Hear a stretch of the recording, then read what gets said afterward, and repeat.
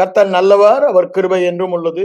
மற்றும் ஒரு வேத பாட ஆராய்ச்சிக்கு உங்கள் மத்தியில் வந்து விசுவாசத்தை குறித்து போதிப்பதில் நான் மிகவும் சந்தோஷப்படுகிறேன். இந்த விசுவாசம் என்ற போதனை நான் கடந்த 3 நாட்களாக 4 நாட்களாக உங்களோடு கூட பகிர்ந்து கொண்டேன். நீங்க அதிலிருந்து தெளிவா புரிந்து கொண்டிருப்பீங்க. கிறிஸ்தவ வாழ்க்கைக்கு இன்றியமையாதது ஒன்று தேவை என்றால் விசுவாசம் மாத்திரம்தான். ஏனென்றால் எல்லாமே கிருபை. அதை நாம் விசுவாசத்தினால் பெற்றுக்கொள்கிறோம். கிருபையினாலே விசுவாசத்தை கொண்டு கிறிஸ்தவ வாழ்க்கை வாழ்கிறோம். அதுதான் கிறிஸ்தவத்தின் சாராம்சமே. கிருபை என்று சொல்லும் பொழுது இயேசு கிறிஸ்து சிலுவையில் என்ன செய்து முடித்தாரோ அதை கிருபை என்று நாம் சொல்லுகிறோம். ஆகவே அதை விசுவாசித்து அந்த விசுவாசத்தில் வாழ்வது. அப்ப அங்க பாருங்க, நம்முடைய கிரியைக்கு இடமே இல்லை. எல்லாமே அவர் செய்து விட்டார். சிலுவையில முடிந்தது என்று சொல்லிவிட்டார். இப்போ தேவன் நம்ம எதிர்பார்ப்பதெல்லாம் ஒன்னே ஒண்ணுதான். அவர் சிலுவையில் செய்து முடித்தேன் என்று சொல்லுவதை விசுவாசிப்பது மாத்திரம்தான். அதாவது for everything God has done it. நம்ம பொறுத்த வரைக்கும் everything for us to believe only, nothing else. அப்ப பாருங்க, அதற்குத்தான் தேவன் நம்மை இந்த சுலபமான வாழ்க்கைக்கு நம்மை அழைத்து இருக்கிறார். நம்ம இன்னும் அந்த பழைய உடன்படிக்கையின் மனநிலையில் இருக்கிறபடினால, இந்த கிருபையின் மனநிலைக்கு வராதபடினால விசுவாசத்துல வாழ்வதில்லை. சோ கிறிஸ்தவனுடைய மெஜாரிட்டி உடைய மனநிலை, நான் ஏதாவது செய்து தேவனை பிரியப்படுத்த வேண்டும் என்று நினைக்கிறாங்க. அப்படின்னா என்ன? தேவனை சந்தோஷப்படுத்த வேண்டும், நான் தகுதி அடைய வேண்டும் தேவனிடத்திலிருந்து எதையாவது பெறுவதற்கு. ஆனா வேதம் அப்படி சொல்லல. விசுவாசம் இல்லாமல் தேவனுக்கு பிரியமாய் இருப்பது கூடாத காரியம் என்று சொல்லுகிறார். நம்முடைய கிரியையினால அவர் நம்ம மேல் பிரியமாய் இருப்பதில்லை. அதை முதல்ல நம்ம இருதய இது கிருபையின் காலத்தில், we are in the dispensation of grace. கிருபையின் காலத்தில் நாம் இருக்கிறோம்.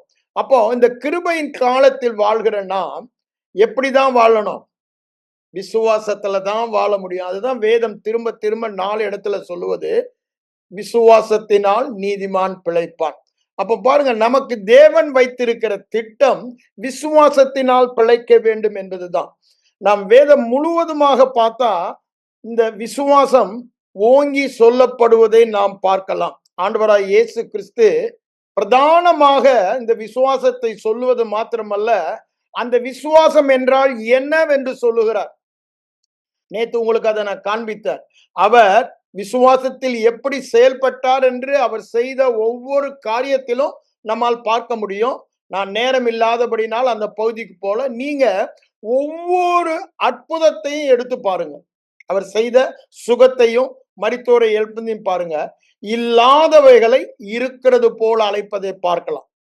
லாசரு மரித்தவனை உயிரோடு இருப்பவனாக லாசருவே வெளியே வாழ்ந்தார்.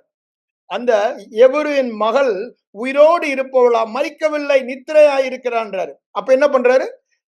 சிறுமியே, அப்படிதானே, தலித்தா குமின்றாரு, எழுந்து வான்றாரு. அப்ப பாருங்க, உயிரோடு இருப்பவராக பார்த்து பேசி செயல்படுது. அதுதான் அவருடைய விசுவாச வாழ்க்கையின் ஆதாரமாக இருந்தது. 5 அப்பம் 2 மீனை பார்த்துட்டு இது எப்படின்னு அவர் பார்க்கல சூழ்நிலைய. 5000 புருஷர், அவங்க மனைவி பிள்ளைகள்லாம் சேர்ந்த ஒரு 20,000 வந்திருக்கும் போல. ஆனா எப்படின்னு பார்க்கல. அவர் பார்த்ததெல்லாம் விசுவாச பார்வை. இல்லாததை இருப்பது போல பார்த்து விட்டு கொடுக்க சொல்றாரு. கானா ஒரு கல்யாணத்திலையும் அதை தான் பார்க்கிறோம். எல்லா இடங்களிலும் பாருங்க. அங்க ஒரு ராஜாவுடைய மனுஷன் வருகிறான். யோவான் எழுதின சுவிசேஷம் 4ஆம் அதிகாரம் 50ஆம் வசனத்துல பார்க்கும் பொழுது, என் மகன் ரொம்ப மரண அவஸ்தையா இருக்கான்றார். ஆண்டவர் என்ன சொல்றாரு? நீ போகலாம், அவன் சுகமாய் இருக்கிறான் அப்படின்றாரு. அப்ப அவன் போறான். அவனும் அவருடைய வார்த்தையை விசுவாசித்து போறான், சுகமாறான். ஆண்டவரும் இல்லாததை இருப்பது போல அழைக்கிறதை நம்ம அங்க பார்க்கிறோம். த்ரூ அவுட் பார்க்கலாம். குஷ்ரோகி வராங்க 10 பேரு, நீங்க போய் காண்பீங்கன்றீங்க, சுகமானதாக அவர் அழைக்கிறார். எல்லாமே பாருங்க, அவர் விசுவாசத்திலே செயல்பட்டார். அவர் செயல்பட்ட விசுவாசம் தேவ விசுவாசம். அததான் இங்க மார்க் 11, 23, 24 நமக்கு அவர் விவரித்து, அந்த விசுவாசம் என்றால் என்ன என்பதை, அது தோமாவின் விசுவாசம் அல்ல, ஆபிரகாமுக்கு இருந்த தேவனுடைய விசுவாசம், இருதய விசுவாசம் என்பதை நமக்கு விளக்கி காண்பிக்கிறார். அங்க மார்க் 11, 14 அந்த அத்திமரத்தை பார்த்து, இனி ஒருபோதும் ஒருவனும் உன்னிடத்தில் கனியை புசியாது இருக்க கடவன்றார்.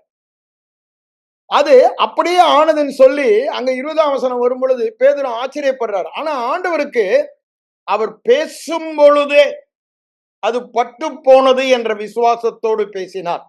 அததான் ஆச்சரியப்பட்டது சொல்றாரு.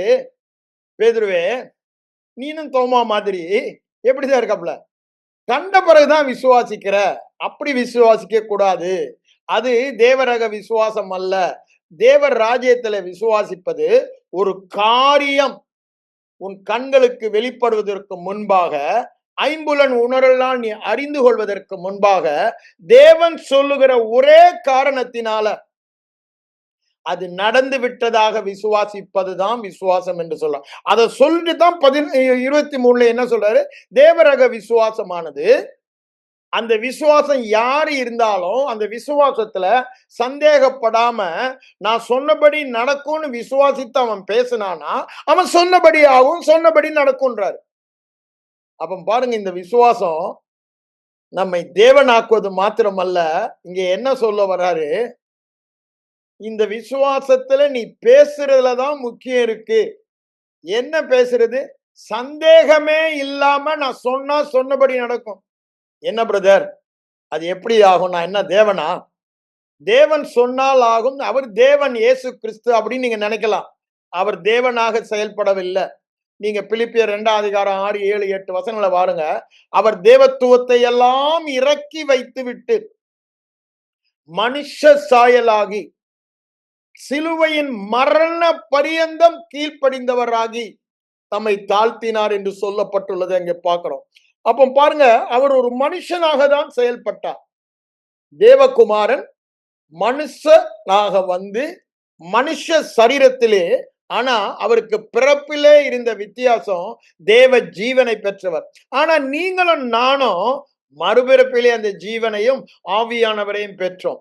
அதன் மூலமாக தான் அங்க வேதவசனம் சொல்லுகிறது, அவர் செய்த கிரியை எல்லாம் அவரால் அல்ல, அவருக்குள் இருந்த தேவன் செய்தார். நான் வேணா அதை உங்களுக்கு எடுத்து காமிக்கிறேன், உங்களுக்கு சந்தேகம் வரக்கூடாது என்பதற்காக. அப்போஸ்தலர் நடபடி புத்தகம் 2ஆம் அதிகாரத்துக்கு வாங்க. அவர் என்ன சொல்றார் பாருங்க. 22ஆம் வசனம் பாருங்க. சொல்றாரு, நசரனாகிய இயேசுவை கொண்டு, தேவகுமாரனை கொண்டு இல்ல, மனித குமாரனை கொண்டு தேவன் உங்களுக்குள்ளே பலத்த செய்களையும் அற்புதங்களையும் அடக்காலையும் நடப்பித்து, தேவன் அவருக்குள் இருந்தவர் அவைகளை செய்து அவரை உங்களுக்கு வெளிப்படுத்தினார். அதே தான் அப்போஸ்தலர் 10:38 சொல்லுதும் பார்க்கிறோம். அவர் எப்படி அபிஷேகம் பண்ணினாரோ அப்படிதான் தேவன் அவரோடு கூட இருந்தார். பரிசுத்த ஆவியின் வல்லமையினால அவரை அபிஷேகம் பண்ணினார். அவர் என்ன பண்ணாரு? அந்த அபிஷேகம் பெற்ற பின்புதான் எல்லா காரியம். அப்ப பாருங்க, அந்த விசுவாசத்தில் அதற்கப்புறம் அவர் செயல்பட ஆரம்பிக்கிறார். அந்த அபிஷேகம் அந்த ஜீவனில் வாழ்வதற்கான வல்லமையை அவருக்கு தந்தது. இருந்த ஜீவன், ஆனா அபிஷேகம் வந்த பிறகுதான் செய்யறோம். பாருங்க, அவர் ஊழியத்தை ஆரம்பிக்கும் பொழுது அதான் சொல்றாரு, கர்த்தருடைய ஆவியாகிய ஆவியானவர் என் மேல் இருக்கிறார் அப்படின்னு. அங்க ஏசாயா சொன்ன தீர்க்க தரிசனம் தன்னில் இன்று உங்கள் காதுகள் கேட்க நிறைவேறினதுன்னு சொல்றாரு. லூக்கா 4:18 இருந்து அதை 16, 17, 18 வசனங்களை வாசித்து பாருங்க. அப்ப பாருங்க, அங்க விசுவாச அறிக்கையை பண்ணுகிறார். அதற்கு முன்பாக அதற்கான எதுவும் இல்லை. தரித்திரருக்கு சுவிசேஷ சொல்ல, கட்டுநர்களை விடுதலையாக்க, குருடருக்கு பார்வலைக்க எல்லாமே சொல்றாரு. நற்செய்தியை சொல்ல, அனுகிரக வருஷத்தை சொல்லலாம் சொல்லும் போது அவர் விசுவாசத்திலே தேவ வார்த்தை சார்ந்து பேசுகிறார். அந்த விசுவாசத்தின்படி அதுக்கப்புறம் செயல்பட ஒவ்வொரு அற்புதத்தையும் பாருங்க. அவர் காணாத வேலை பாருங்க, கையே இல்லை, ஆனா அவர் என்ன சொல்றாரு? கையை நீட்டு என்று சொல்லுகிறார். அவன் பேரலைசிஸா படுத்து கிடக்கிறான், அவன் கால் அங்க வழங்கவே இல்லை. உன் படுக்கையை எடுத்துக்கொண்டு நடன்றாரு திமிர்வாதக்காரனை பார்த்து. நல்லா யோசித்து பாருங்க. அவர் ஒரு காரியத்தை அதான் இங்க 11:23, 24 சொல்றாரு மத்தேயில. நேற்று கடைசி அதை தான் உங்களுக்கு முடிச்சேன். அதை அவர் தன்னுடைய வாழ்க்கையிலே அப்பியாசித்து காண்பித்தார். இங்க இந்த சொல்றதுக்கு முன்னால 14ஆம் வசனத்துல அவர் ஒரு காலம் ஒருவனும் இனி உள்ளத்தில் கனி புசியாதிருப்பானாகன்னாரு. அவர் பேசும் பொழுதே இங்க சொல்றாருல 11:24, நீங்கள் ஜெபம் பண்ணும் பொழுது எவைகளை கேட்டுக்கொள்வீர்களோ அவைகளை ஜெபிக்கும் போதே பெற்று கொண்டோம் என்று விசுவாசித்தால் அது உங்களுக்கு உண்டாகும் என்று சொல்லுகிறார். அவர் அப்படித்தானே பேசினாரு. அங்க 11:23 என்ன சொல்றாரு?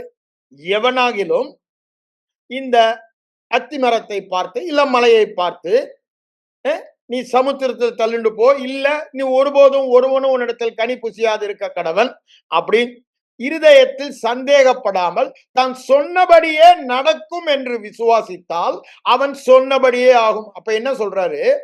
அந்த காரியம் நடப்பதற்கு முன்பாக வாயில் சொல்ல வேண்டும். சொல்லும் பொழுது அது நடந்து விட்டதாக இருதயத்திலே விசுவாசித்து பேச வேண்டும் என்று சொல்றார். இதுதாங்க கிறிஸ்தவ விசுவாசம். நான் அதை தான் என்னுடைய சாட்சியிலிருந்து உங்களோடு பகிர்ந்து கொண்டேன். ஆபிரகாமுடைய வாழ்விலிருந்து உங்களோடு கூட பகிர்ந்து கொண்டேன். பாருங்க, இந்த விசுவாசத்தினால நாம் தேவன் நமக்கு வைத்திருக்கிற ஒரு அற்புத வாழ்க்கை, சாதாரண வாழ்க்கை அல்ல. தேவன் நமக்கு ஆயத்தம் பண்ணினவைகள் ஒரு அற்புத வாழ்க்கை. ஆனா நம்ம ஐம்புலன் அறிவினால் நடத்தப்படுகிறபடியினால், அதை காணாதபடியினால், அதை அறியாதபடியினால், அதை விசுவாசியாதபடியினால் சாதாரண மனிதர்களாய் வாழ்ந்து கொண்டிருக்கிறோம். அது தேவ திட்டம் அல்ல. பரலோகத்தின் சித்தம் பூமியிலே செய்யப்பட வேண்டும். நாம் பூமியை ஆளுகை செய்து தேவ சாயலை வெளிப்படுத்தி தேவ குமாரர்களாக குமாரத்திகளாக இந்த உலகத்திற்கு காண்பிக்க வேண்டும். அதுதான் தேவனுடைய திட்டம். அதற்குத்தான் அவர் சிலுவைக்கு சென்றார். நம்ம பரலோகம் சேர்ப்பதல்ல, அது ஒன்னதர் ரீசன். ஆனா பிரதானமான நோக்கம் பரலோகம் பூமியை ஆட்கொள்ள வேண்டும். அப்படிதானே? இது முழுவதுமாக பரலோகத்தால் பூமி நிரப்பப்பட வேண்டும். அப்போ நம்முடைய ஒவ்வொருவருக்குள்ளும் இப்பொழுது என்ன இருக்கிறது? பரலோகம் வந்துவிட்டது. பரலோகம் அங்கும் என்றும் இங்கும் என்று சொல்லுவதற்கு ஏது இராதபடி அது உங்களுக்குள் இருக்கிறதே. லூக்கா 17:20-21 சொல்வதை பார்க்கிறோம். ஆனா அந்த பரலோகம் நமக்குள் வந்ததை அறியாத கிறிஸ்தவர்களாய் நாம் இருக்கிறபடினால் பூலோக வாழ்க்கை வாழ்ந்து கொண்டிருக்கிறோம். நமக்குள்ள இருக்கிற பரலோகத்தை வாழ்வதற்குத்தான் இந்த விசுவாசத்தை குறித்து அவர் போதிக்கிறார். அந்த விசுவாச வெளிப்பாட்டுல தான் அவர் அந்த பரலோக வாழ்க்கையை பூமியில் வாழ்ந்தார். அப்ப பாருங்க, நமக்கும் அதே தான். வேதம் என்ன சொல்லுது பாருங்க. அதாவது சுவிசேஷம் அங்க கொலைசேர் நிருபத்துல முதல் அதிகாரத்துக்கு வாங்க. அங்க என்ன சொல்றாரு? நம்ம இருளிலிருந்து ஒளியின் ராஜ்யத்துக்கு மாற்றி விட்டார் என்று சொல்லுகிறார். இப்ப நம்ம எங்க இருக்கோமா? ஒளியின் ராஜ்யம் அப்படின்னா என்ன அர்த்தம்? பரலோக ராஜ்யத்தில் இருக்கிறோம். இருளின் ராஜ்யம் என்றா என்னங்க? சாத்தானின் ராஜ்யம். இந்த உலகம் அவனுக்குள் இருக்கிறது, அவனுடைய ராஜ்யம். ஆனா நீங்களும் நானும் அங்க இல்ல. அதனாலதான் திரும்பவும் சொல்லுவாங்க, அநேகர் என்கிட்ட சொல்லுவாங்க, இந்த உலகத்துல வாழ்ற வரைக்கும் பிரதர், இது விழுந்து போன உலகம், நம்முடைய சரீரம் ஒண்ணு மீட்கப்படல, வியாதியோடு குறைவோடு தரித்திரத்தோடு தான் வாழ்வோன்னுவாங்க. அது கடவே கடந்து. ஏங்க, நம்ம வாழுகிறது உலகத்தில் அல்ல, நாம் இந்த உலகத்தார் அல்ல. இயேசுவே சொல்றாரு 17ஆம் அதிகாரம் யோவான்ல சொல்லும்போது, நான் உலகத்தார் அல்லாதது போல இவர்களும் உலகத்தார் அல்ல. we don't belong to this world, we belong to a different kingdom. பரலோக ராஜ்யத்தை, நம்முடைய குடியிருப்பு அங்கு இருக்கிறது. நாம் அவரோடு கூட ஆவியில் அங்கு வீற்று இருக்கிறோம். சரீர பிரகாரமாக இங்கு இருக்கிறோம். ஆனா அவர் என்ன சொல்ல வருகிறார் என்றால், நீங்க யார் என்பதை நீங்கள் அறிந்தீர்களானா நீங்க அப்படி வாழ்வீங்க. அததான் நான் சொல்றேன். இங்க எடுத்து இந்த கொலைசேர்ல என்ன சொல்றார் பாருங்க. ஒளியில் உள்ள 12ஆம் வசனம், பரிசுத்தவானுடைய சுதந்திரத்தில் பங்கடைவதற்கு நம்மை தகுதிப்படுத்தி விட்டார். எப்படிங்க நம்மை தகுதிப்படுத்தினார்? இது சுவிசேஷம் சொல்லுகிறது. சுவிசேஷம் நமக்கு என்ன சொல்லுகிறது? ஒளியில் உள்ள பரிசுத்தவான்களின் சுதந்திரத்தில் பங்கடைவதற்கு நம்மை தகுதிப்படுத்தி விட்டார். இதைதான் அவர் கூட சொல்றாரு. பேதுரடிகளாரும் 2 பேதுருக்கு வாங்க. அங்க அவர் என்ன சொல்றாரு பாருங்க. 4ஆம் வசனத்துல, இச்சையினால் உண்டான கேட்டுக்கு தப்பி திவ்ய தேவனுடைய ஸ்பாவம், தேவனுக்கு சொந்தமானதெல்லாம் பங்குள்ளவர்களாகும் பொருட்டு நமக்கு ஒண்ணு கொடுத்திருக்காராம். என்ன? மகா மேன்மையும் அருமையுமான வாக்குத்தத்தம். அதுதான் சுவிசேஷம். அஹ், அவைகளின் நமக்கு அளிக்கப்பட்டிருக்கிறது. சுவிசேஷத்தினால் ஒரு மேன்மையான வாக்குத்தத்தம் நமக்கு அளிக்கப்பட்டிருக்கிறது. அந்த வாக்குத்தத்தம் நீங்க அறிந்து கொள்ள வேண்டும் என்று நான் சொல்லுகிறேன். அந்த வாக்குத்தத்தம் என்ன சொல்லுகிறது என்றால், நாம் ஒளியில் உள்ள பரிசுத்தவான்களின் சுதந்திரத்தில் வாழ போறோம். அது மாத்திரமா சொல்லுது, தேவனுடைய சாயல் சுபாவம் அது நாம் வாழ போகிறோம். அதுதான் அதற்கு நம்மை தகுதிப்படுத்தி விட்டார். அதற்கு நம்மை தகுதிப்படுத்த அவர் சிலுவைக்கு சென்று அந்த சிலுவையின் பரிகாரத்தினாலே அவர் இருக்கிற வண்ணமாகவே நம்மை ஒரு புது சிருஷ்டியாய் மாற்றி விட்டார். நாம் எதுவுமே செய்யல, நம்ம விசுவாசித்தோம் சிலுவையின் பரிகாரத்தை. விசுவாசித்தவர்கள் எல்லாம் ஒரு புது மனிதன், புது சிருஷ்டியாக்கி விட்டார். அவன் எப்படி இருக்கிறான்? கிறிஸ்துவை போல இருக்கிறான். இப்போ அவனுக்குள்ள பரலோக ராஜ்யம் இருக்கிறது. எல்லா தேவைகளும் அவனுக்குள்ளேயே இருக்கிறது. அவன் இங்கேயும் அங்கேயும் ஓடவே வேண்டாம். தனக்குள் இருக்கிறதை வேத வசனம் சொல்லுகிறதை பார்த்து ஆவி மண்டலத்தை நமக்கு காண்பிப்பது தேவனுடைய வசனம். அதை பார்த்து விசுவாசித்து வாழ்வதுதான் சொல்றாரு. அப்போ ஒளியில் உள்ள பரிசுத்தவான்களின் சுதந்திரத்தில் பங்கடைவதற்கு நம்மை தகுதிப்படுத்தி விட்டார். அப்ப நம்ம எப்படிதான் வாழணும்? அந்த சுதந்திரத்துல தான் வாழணும்.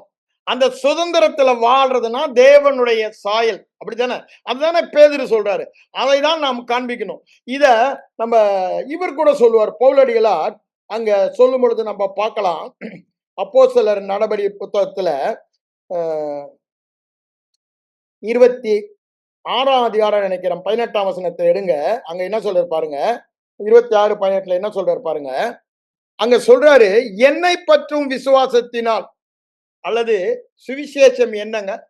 சுவிசேஷம் கிறிஸ்துவை பற்றினது. அது கிறிஸ்துவின் சுவிசேஷம், தேவகுமாரனின் சுவிசேஷம். இப்படிதான் வேதம் சொல்லுகிறது. அப்போ அதை தான் சொல்றாரு, என்னை பற்றினா கிறிஸ்துவை பற்றி சொல்லுவது, சுவிசேஷம் சொல்லுவது.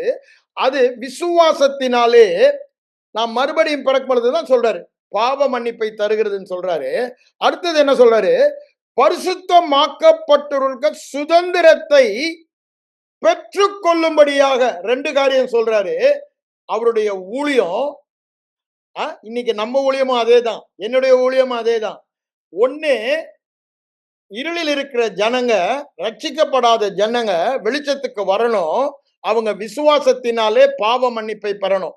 அங்க கொர்நேலி வீட்டுல பேதுரு என்ன பண்ணார்? சுவிசேஷத்தை கூறினார்.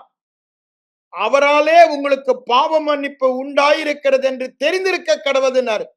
அதை விசுவாசித்தாங்க. அங்க 10ஆம் அதிகாரம் 39-40 வசனங்களை வாசித்து பாருங்க. விசுவாசித்து அந்த சுவிசேஷத்தினால பாவ மன்னிப்பை பெற்று நீதிமானாக்கப்பட்டு பரிசுத்த ஆவியானவர் பொருந்தப்பட்டதை நம்ம பார்க்கிறோம். அதுக்கு அடுத்தது என்ன சொல்றாரு? பரிசுத்தமாக்கப்பட்டுள்ள சுதந்திரத்தை பெற்று கொள்ள வேண்டும். நம்ம இப்போ பரிசுத்தவான்கள். தேவன் நம்மை பாவியாக பார்க்கல. வேத நிருபங்கள் முழுவதுமா பார்க்கலாம். நான் திரும்பவும் சொல்றேன், நம்மை நாம் யார் என்று பார்க்க வேண்டுமானால் நிருபங்களிலே பார்க்க வேண்டும். நிருபங்களிலே அவர் நாம் கிறிஸ்துவுக்குள் இருக்கிறபடினால் எல்லா நிருபங்களிலும் என்ன சொல்லுவாரு? விசுவாசிகளுக்கும் பரிசுத்தவான்களுக்கும் தான் சொல்லுவாரு. அப்போ தேவ பார்வையில ஆவியானவர் நம்மை எவ்வாறு பார்க்கிறார்? நீங்க நினைக்கலாம் எனக்கு, ஆனா ஆண்டவர் நம்மை விசுவாசம் உள்ளவர்களாக பார்க்கிறார். பரிசுத்தவான்களாகிய நம்முடைய ஆவியை பார்க்கிறார். ஆவியிலே விசுவாசம் என்ன? தேவ விசுவாசம் உள்ளவர்கள், இல்லாதவர்களை இருக்கிற போல் அழைக்கிற அந்த விசுவாசம் உள்ளவர்கள் தான். ஆனா அதை அனல் மூட்டி நம்ம வெளியே கொண்டு வரவில்லை. அததான் அவர் இங்க என்ன சொல்றாரு பாருங்க. இந்த சுதந்திரம் நமக்குள் இருக்கிறது இல்ல, பரலோக ராஜ்யமே நமக்குள்ள இருக்குன்னு சொன்ன அவருக்கு சொந்தமானதெல்லாம் நமக்கு சொந்தம். அங்க பாத்தீங்கன்னா 1 கொரிந்தியர் 3ஆம் அதிகாரத்துல அவங்க கொஞ்சம் சண்டை கிண்டெல்லாம் போட்டுறதான் முதல்ல சொல்லுவாரு. நான் அப்போலோவை சேர்ந்தவன், பவுலை சேர்ந்தவன், பிரிவினை ஆவி அங்க போட்டு விளையாடுது, அப்படித்தானே? அப்பதான் அவர் சொல்றாரு, நீங்க யாரா, நீங்க வெறும் மனிதர்களா அப்படின்னு ஆரம்பிக்கிறார். இந்த 3ஆம் அதிகாரத்துல பாத்தீங்கன்னா, யூ ஆர் நாட் மியர் மென். அப்படியே சொல்றாரு. நீங்க என்ன சாதாரண மனிதர்களா? அங்க 3:16 சொல்லும்போது, நீங்க யார் என்று நீங்க அறியீர்களா? தேவனாலே பெற்ற பரிசுத்த ஆவியானவர் தங்கும் வாசஸ்தலமாக, ஆலயமாக இருக்கிறீர்கள் என்றார். நீங்க அதாவது நீங்க இப்படிலாம் சண்டை போடாதீங்கன்னு சொல்லல. சுவிசேஷத்தை சொல்றாரு. சுவிசேஷம் என்ன சொல்லுது? நீ சாதாரண ஆள் இல்லடா. தேவனையே உள்ள வைத்திருக்க. தேவனுடைய ஆலயமே நீதான். தேவன் உலகத்துல வாசம் பண்ணுகிற இடம் நீங்க தான். இந்த உலகத்திற்கு ஒளி நீங்க தான். ஏன்? அவர் தானே உள்ள இருக்காரு. இந்த உலகத்தின் எல்லா பிரச்சனைக்கும் தீர்வு நீங்க தான். ஆண்டவன் சொல்லாம நீங்க சொல்றீங்களே பிரதர். ஏன்? அவர் உங்களுக்குள்ள இருக்காரு. அதனாலதான் நீங்க தான்றாரு அவர். நீங்க தான்டா. அதை விட்டுட்டு நீ அந்த குரூப் இந்த குரூப்னு பேசுறியே அப்படின்னு சொல்லிட்டு தான் அவர் அங்க அதை சொல்றாரு. கடைசியில முடியும் போது எல்லாமே உங்களுடைய தீபம். நீங்க ஏன்டா அந்த குரூப் இந்த குரூப்னு சொல்லி பேசுறீங்க? சாதாரண மனிதர்களா வாழ்றீங்களே. நீங்க யாரா? நீங்க தேவர்கள். எல்லாம் உங்களுடையது. அங்க 21 சொல்றாரு, 22 சொல்றாரு. எல்லாம் உங்களுடையது. கிறிஸ்து தேவனுடையவர், நீங்கள் கிறிஸ்துவனுடையவர்கள். ஆகவே எல்லாம் உங்களுடையது நாங்க முடிச்சிடுறாரு. அப்ப யோசித்து பாருங்க. தேவனுக்கு என்னென்ன இருக்கோ அதெல்லாம் கிறிஸ்துவுக்கு இருக்கு. கிறிஸ்துவுக்கு என்னென்ன இருக்கோ அதெல்லாம் நமக்குள்ள நம்ம ஆவி மனிதன்ல இருக்கான். என்னுடைய ஆவி மனிதன் தான், உங்களுடைய ஆவி மனிதன் தான் மெய்யான மனிதன். அவன் தான் நித்தியமா இருக்க போறான். இந்த சரீரம் இந்த பூமியோட போகுது. அதுக்கப்புறம் நம்ம ஒரு உயிர்த்தெழுந்த சரீரத்தை அங்க பெற்றுக்கொள்ள போகிறோம். ஆனா இந்த ஆவி மனிதன் இப்ப எப்படி இருக்கானோ அப்படிதான் அங்கேயும் இருக்க போறான். அந்த சரீரம் தான் மாற்றப்படுது. அப்ப பாருங்க, இப்போ அவர் இருக்கிற வண்ணமாகவே நாம இருக்கிறோம் சொல்றாரு. அதுதான் நம்முடைய சுதந்திரம் சொல்றாரு. அதுதான் நம்முடைய ஸ்பாவம் என்று சொல்லுகிறார். அவருடைய ஸ்பாவம். அவருக்கு என்னென்ன இருக்கோ அதெல்லாம் நமக்குன்றார். இத சொல்லணும் முதல் அதிகாரத்திலேயே என்ன சொல்லிறாரு? 1 அதிகாரம் 30, 31 1 கொரிந்தியர்ல நீங்கள் தேவனாலே விசுவாசிக்கும் பொழுது கிறிஸ்துவுக்குள் வைக்கப்பட்டபடியால் அவரே உங்களுக்கு எல்லாவும் ஆனான்றார். அப்ப பாருங்க, இந்த ஆவி மனிதனை கேட்டு, ஏமா சந்திரசிங் உன் ஸ்பிரிட்டுடைய பரிசுத்தம் என்னன்னு கேட்டீங்கன்னா, இயேசு கிறிஸ்து என்ன பரிசுத்தமோ அந்த பரிசுத்தம் தான். ஏன்? கிறிஸ்துவே எனக்கு பரிசுத்தமானார். இயேசு கிறிஸ்துவுக்கு என்ன நீதியோ அந்த நீதி தான் என்ன நீதி. அப்படி நான் என்ன சொல்லலாம்? நான் சுவிசேஷத்துல பாக்குறேன். ஆண்டவர் இயேசு சொல்றாரு. என்ன சொல்றாரு? உங்களில் பாவம் உண்டு என்று யார் சொல்லக்கூடும். அந்த நீதி தான் என்னுடைய நீதி, பரிசுத்தம். ஏன்? அதுதானே வேத வசனம் இங்க சொல்றாரு.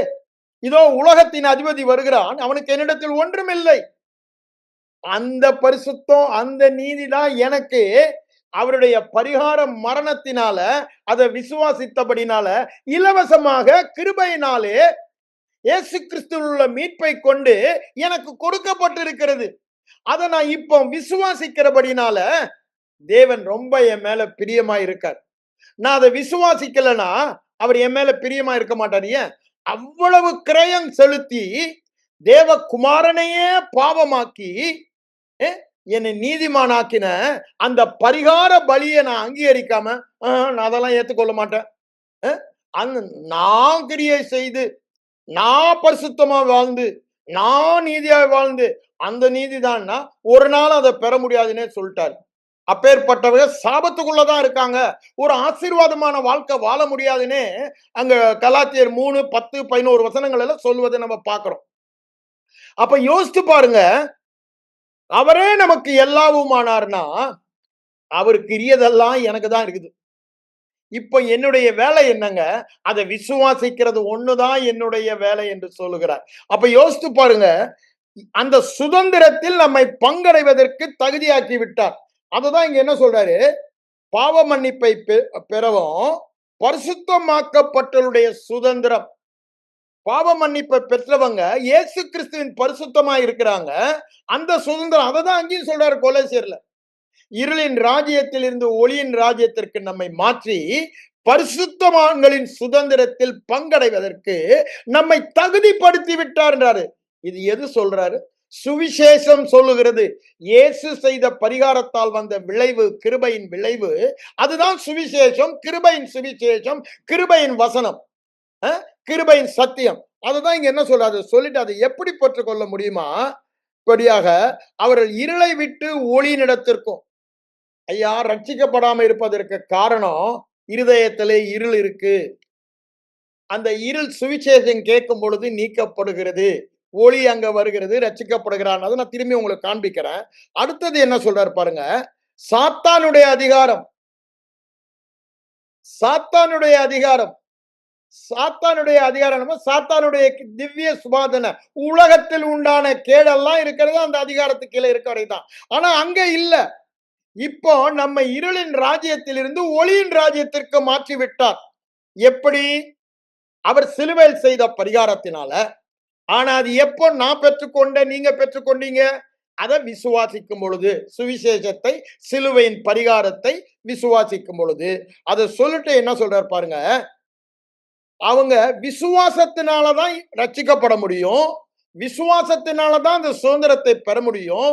விசுவாசத்தினாலதான் அந்த சுதந்திரத்துல வாழ முடியும்னு சொல்லிட்டு, அதற்கு ஒன்னே ஒண்ணுதான் தேவை. அவளுடைய கண்களை திறக்கும் பொருட்டு உன்னை இப்பொழுது அனுப்புகிறேன் ஆண்டவர் எனக்கு சொன்னாரு. அதுதான் பரம தரிசனம் அகிரிப்பா ராஜாவேன்றான்.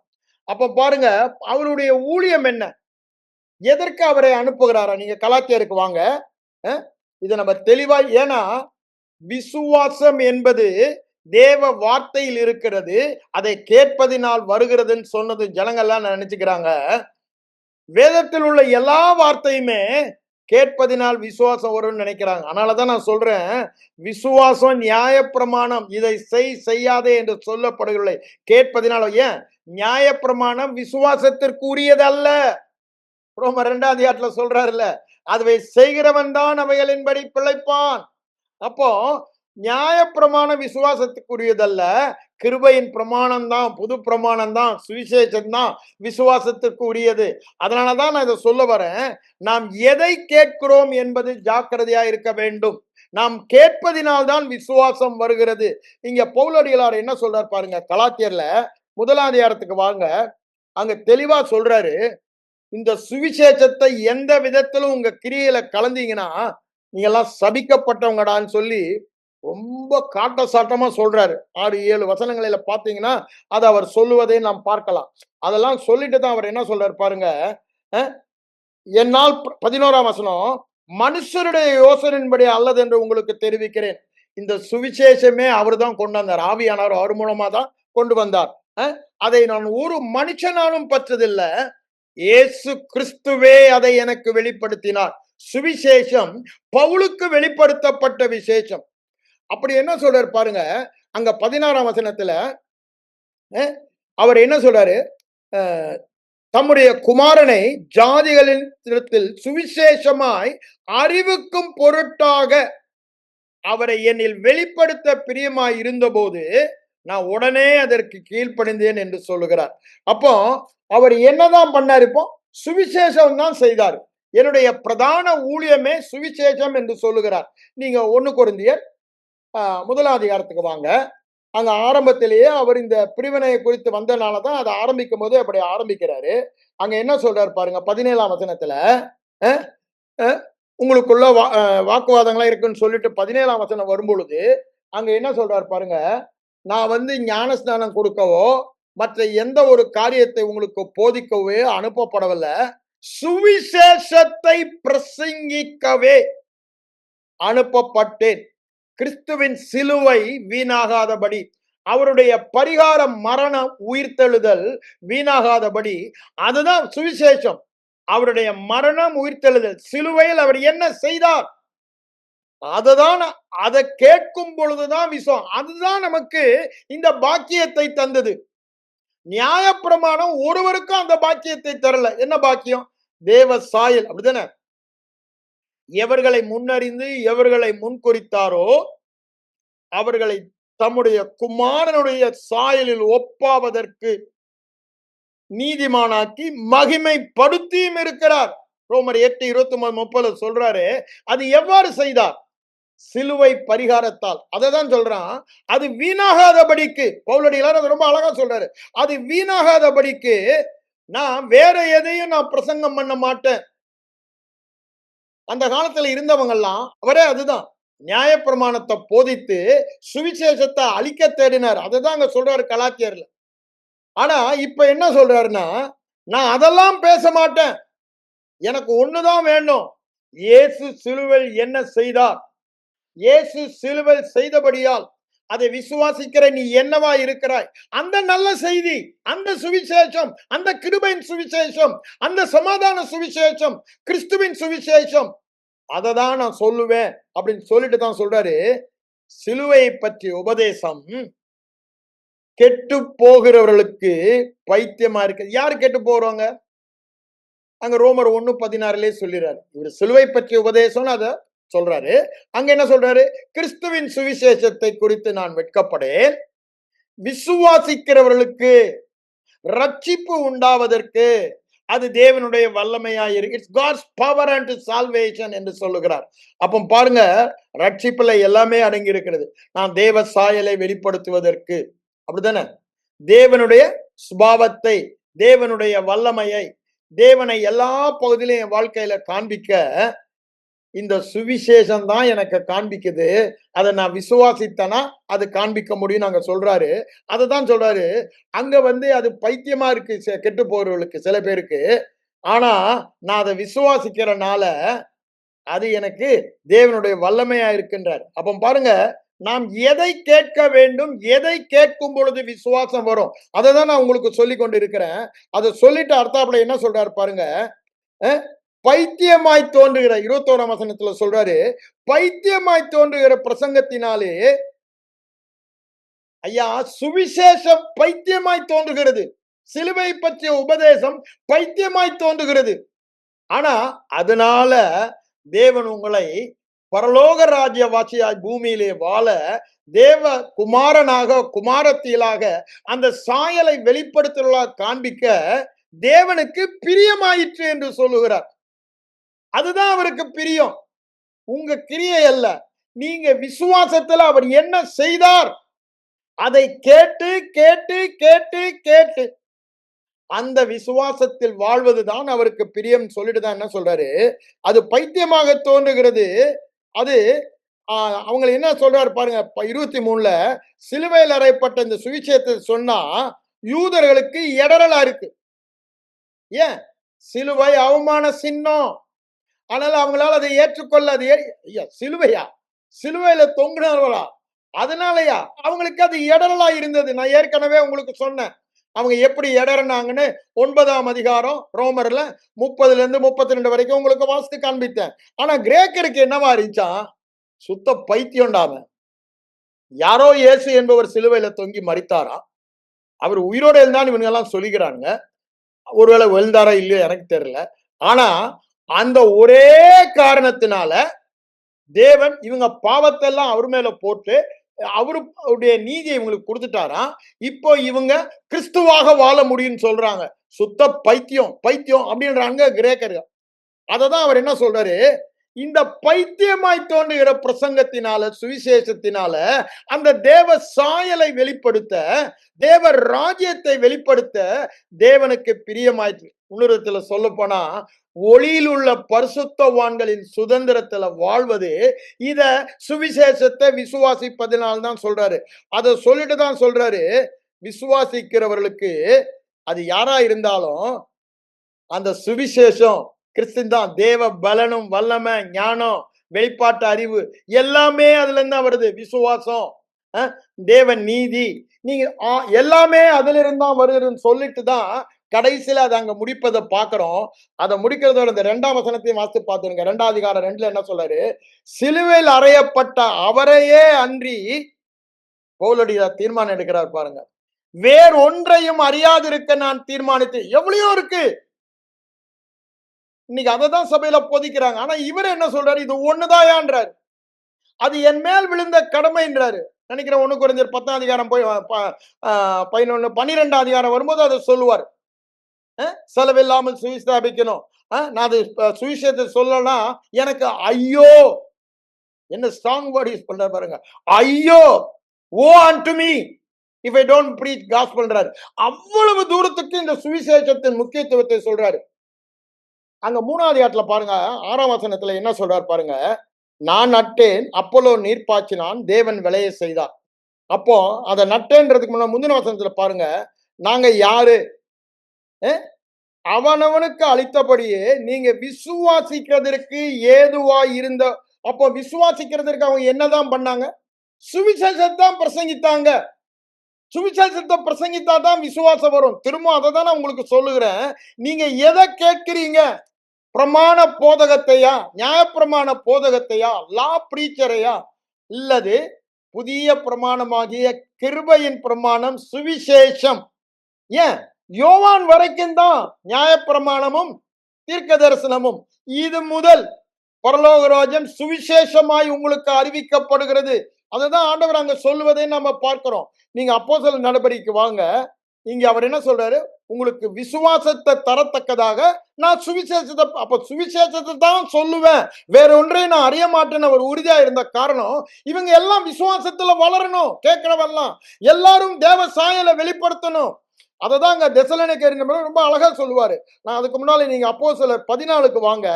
அவர் அங்க என்ன சொல்றாரு பாருங்க. ஆரம்பத்திலேயே என்ன சொல்வாரு? 14:1 இக்கோனியா பட்டணத்திலே யூதருடைய ஜெபாலயத்தில் பிரவேசித்து யூதரிலும் கிரேக்கரிலும், யூதருக்கு இடரலா இருந்தது, கிரேக்கருக்கு பைத்தியமா இருந்தது. ஆனா அவர்களே விசுவாசிக்கத்தக்கதாக பிரசங்கித்தார்கள். எதை பிரசங்கித்தார்கள்? பின்னால சொல்றாரு. 7ஆம் வசனம் பாருங்க. சுவிசேஷத்தை த்ரோட் பார்க்கலாம். அந்த அப்போஸ்தலர் நடபடிக்கை முல்லாவே சுவிசேஷத்தை பிரசங்கித்தார்கள், கிறிஸ்துவை பிரசங்கித்தார்கள். அதுதான் திரும்ப திரும்ப, அது பிலிப்புவா இருந்தாலும் சரி, சேவானா இருந்தாலும் சரி, பேதுருவா இருந்தாலும் சரி, பவுலா இருந்தாலும் சரி, பர்னபாவா இருந்தாலும் சரி, எல்லாம் அதை தான் செய்தாங்க. அதை தான் இங்க சொல்றாரு. அவர்கள் சுவிசேஷத்தை பிரசங்கித்து என்ன ஆச்சா? அவர்கள் விசுவாசிக்கத்தக்கதாக. இப்ப நீங்க பிரசங்கிக்கிறது பிரமாணமா இருந்தா விசுவாசம் வராது. பிரமாணம் விசுவாசத்துக்குரியதல்ல. ஆனா சுவிசேஷத்தை பிரசங்கித்தீங்கன்னா ஏன் விசுவாசம் வரும்? நீங்க அது கிருபை. கிருபை இருந்தா விசுவாசத்தில் அது பெறுவது நிச்சயம். ஏன் நீங்க செய்யறதுக்கு ஒண்ணுமே இல்லையே. அவர் செய்ததை அப்படியே ஆமா சாமின்னு ஏற்றுக்கொள்றீங்க. வேற ஒண்ணுமே இல்லை. அதுதான் அவர் இங்க என்ன சொல்றாரு? விசுவாசிக்கத்தக்கதாக பிரசங்கித்தார்கள். அநேகர் அங்க சீஷர் ஆகுறாங்க. அங்க அது மாத்திரம் இல்ல, 3ஆம் வசனத்தை படிங்க. அநேக நாள் சஞ்சரித்து கர்த்தரை முன்னிட்டு தைரியம் உள்ளவர்களாய் இந்த சுவிசேஷத்தை போதகம் பண்ணினார்கள். அவர் தமது கிருபை உள்ள வசனத்திற்கு சாட்சியாக அடையாளமாக அற்புதங்கள் செய்தார். அப்ப பாருங்க, எப்போ அற்புத அடையாளம் நம்முடைய வாழ்க்கையில நடக்கும்? எப்போ இயற்கைக்கு அப்பாற்பட்ட வாழ்க்கை நாம் வாழ்வோம், நம் மூலமாக அதை மற்றவர்களுக்கு கடத்துவோம் என்றால், இந்த சுவிசேஷத்தை பிரசங்கித்து கேட்டு விசுவாசம் வரும் பொழுது. அதை இங்க என்ன சொல்றாரு? கிருபையின் வசனம் என்று சொல்லுகிறார். அததான் அங்க ஒரு பிரசங்கம் பண்றாரு 7ஆம் வசனத்துல. பிறவி சப்பானி கேட்கிறான், சுவிசேஷம் கேட்டான். என்ன சுவிசேஷம்? பவுல் அங்க சொல்றாருல, இவராலே உங்களுக்கு பாவ மன்னிப்பு உண்டாயிருக்கிறது. அந்த சுவிசேஷத்தை தான் கேட்டான். அதை கேட்டதும் அவனுக்கு அந்த விசுவாசம் வந்து, சுகத்தை பெற்றுக் கொள்வதற்கான விசுவாசம் அவனுக்கு வந்தது. அதை பவுல் கண்டு அவனை தூக்கி விடுறான். அவன் குதித்து எழுந்து நடக்கிறான். ஓடி வந்துடுறான் ஊர் மக்கள்லாம். என்ன தேவர்கள் மனுஷர். அந்த 11ஆம் வசனத்தை படிங்க. பவுல் செய்தது ஜனங்கள் கண்டு, தேவர்கள் மனுஷர் ரூபம் எடுத்து நம்மிடத்தில் இறங்கி வந்திருக்கிறார்கள். ஐயா, உங்களை குறித்து என்ன குறித்து சாட்சி அப்படித்தாங்க வரணும். எப்ப வரும்? பவுல் என்ன பண்ணாரு?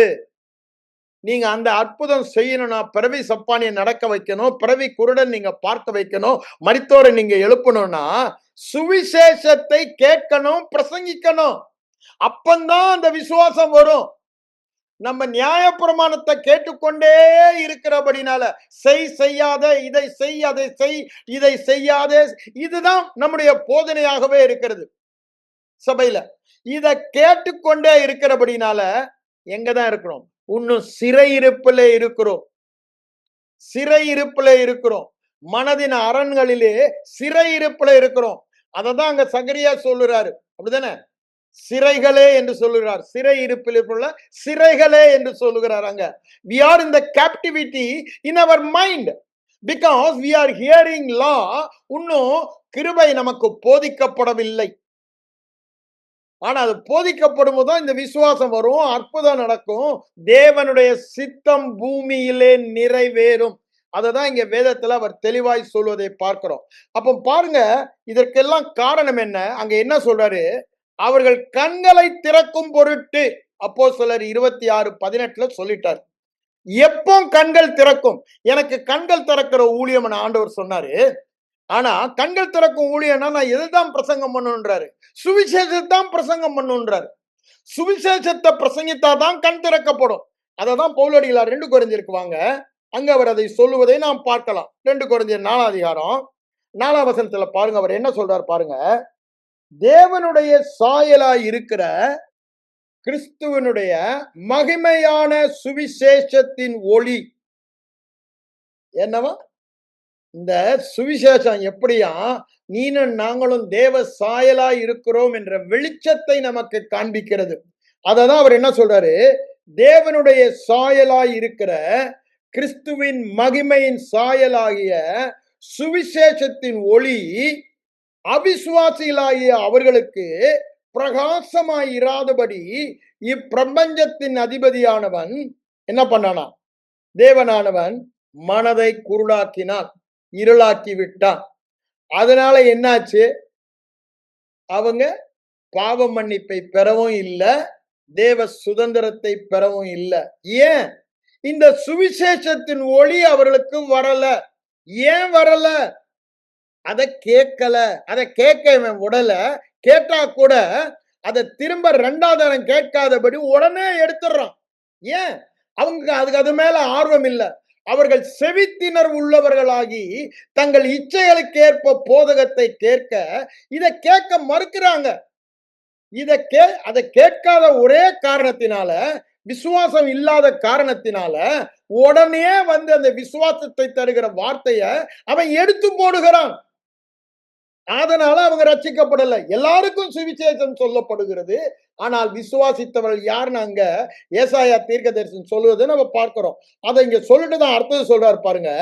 6ஆம் வசனத்துல, இருளில் இருந்து வெளிச்சத்தை பிரகாசிக்க சொன்ன தேவன், இருளில் இருந்து வெளிச்சத்தை பிரகாசிக்க பண்ண தேவன் இயேசு கிறிஸ்துவின் முகத்தில் உள்ள, அங்க என்ன சொன்னாரு? சுவிசேஷம். அதுதான் நான் இங்க சொல்றேன். அந்த மகிமையின் சுவிசேஷத்தின் அறிவாகிய ஒளியை எங்கள் இருதயத்திலே தோன்ற பண்ணும் பொருட்டாக அந்த ஒளியை இருதயத்திலே பிரகாசித்தார். எப்போ இருதயத்திலே அந்த ஒளி பிரகாசிக்கும்? அந்த ஒளி எங்க இருக்கு? அங்க அப்போஸ்தலர் 26ஆம் அதிகாரத்துல 18 அதை சொல்லிட்டு பின்னாடி 24, 25 வந்தீங்கன்னா அங்க என்ன சொல்றான்? அவர் ஒளியை வெளிப்படுத்துகிறார் என்றுதான் நான் பிரசங்கிக்கிறேன் அகிரிப்பா ராஜாவேன்றான். அப்போ அவரை விசுவாசிக்கிறவன் எவனும் இருளில் இருப்பதில்லை. இருளில் இருந்து ஒளின்றாது. ஏன்? இருளிலே அந்த சுவிசேஷ ஒளி அவன் இருதயத்திலே பிரகாசிக்கிறது. அப்போ அந்த ஒளி எங்க இருக்குது? அந்த மகிமையான இயேசு கிறிஸ்துவின் முகத்தில் இருந்த ஒளி சுவிசேஷத்தில் இருக்கிறது. அந்த மகிமையின் சாயல், தேவ சாயல் சுவிசேஷத்தில் இருக்கிறது. அந்த சுவிசேஷம் நான் கேட்டு இருதயத்துக்குள் போகும் பொழுது அந்த வெளிச்சம் இருதயத்தில் பிரகாசிக்கிறது. அப்போ என்ன ஆகிறோமா? ஒளியில் உள்ள பரிசுத்தவான்களின் சுதந்திரத்துல நம்ம வாழ்றோன்றார். அததான் சொல்றாரு. ஒளியில் உள்ள பரிசுத்தவான்களின் சுதந்திரத்தில். அததான் பேதுரு அடிகளார்னு சொல்வதை நம்ம பார்க்கலாம். 2 பேதுருக்கு நம்ம ஏற்கனவே நம்ம வாசித்த வசனம் தான். 4ஆம் வசனத்தில் அவர் சொன்னார்ல, அங்க மேன்மையும் அருமையுமான அது எதற்கு நமக்கு கொடுக்கப்பட்டிருக்கிறதா? 2ஆம் நிருபம், நான் 1ஆம் நிருபத்தை எடுத்துக்கிறேன். அங்க பாருங்க, 2ஆம் நிருபத்தில் என்ன சொல்ற பாருங்க. உலகத்தில் உண்டான இருளின் ராஜ்யத்தில் வாழாதபடிக்கு ஒளியின் ராஜ்யத்தின் சுதந்திரத்தில் வாழும்படி அதில் பங்கடையும் பொருட்டு நமக்கு என்ன கொடுக்கப்பட்டிருக்கான்? மகா மேன்மையும் அருமையுமான வாக்கு. என்ன வாக்கு? புது உடன்படிக்கை. அதுதானே மேன்மையான.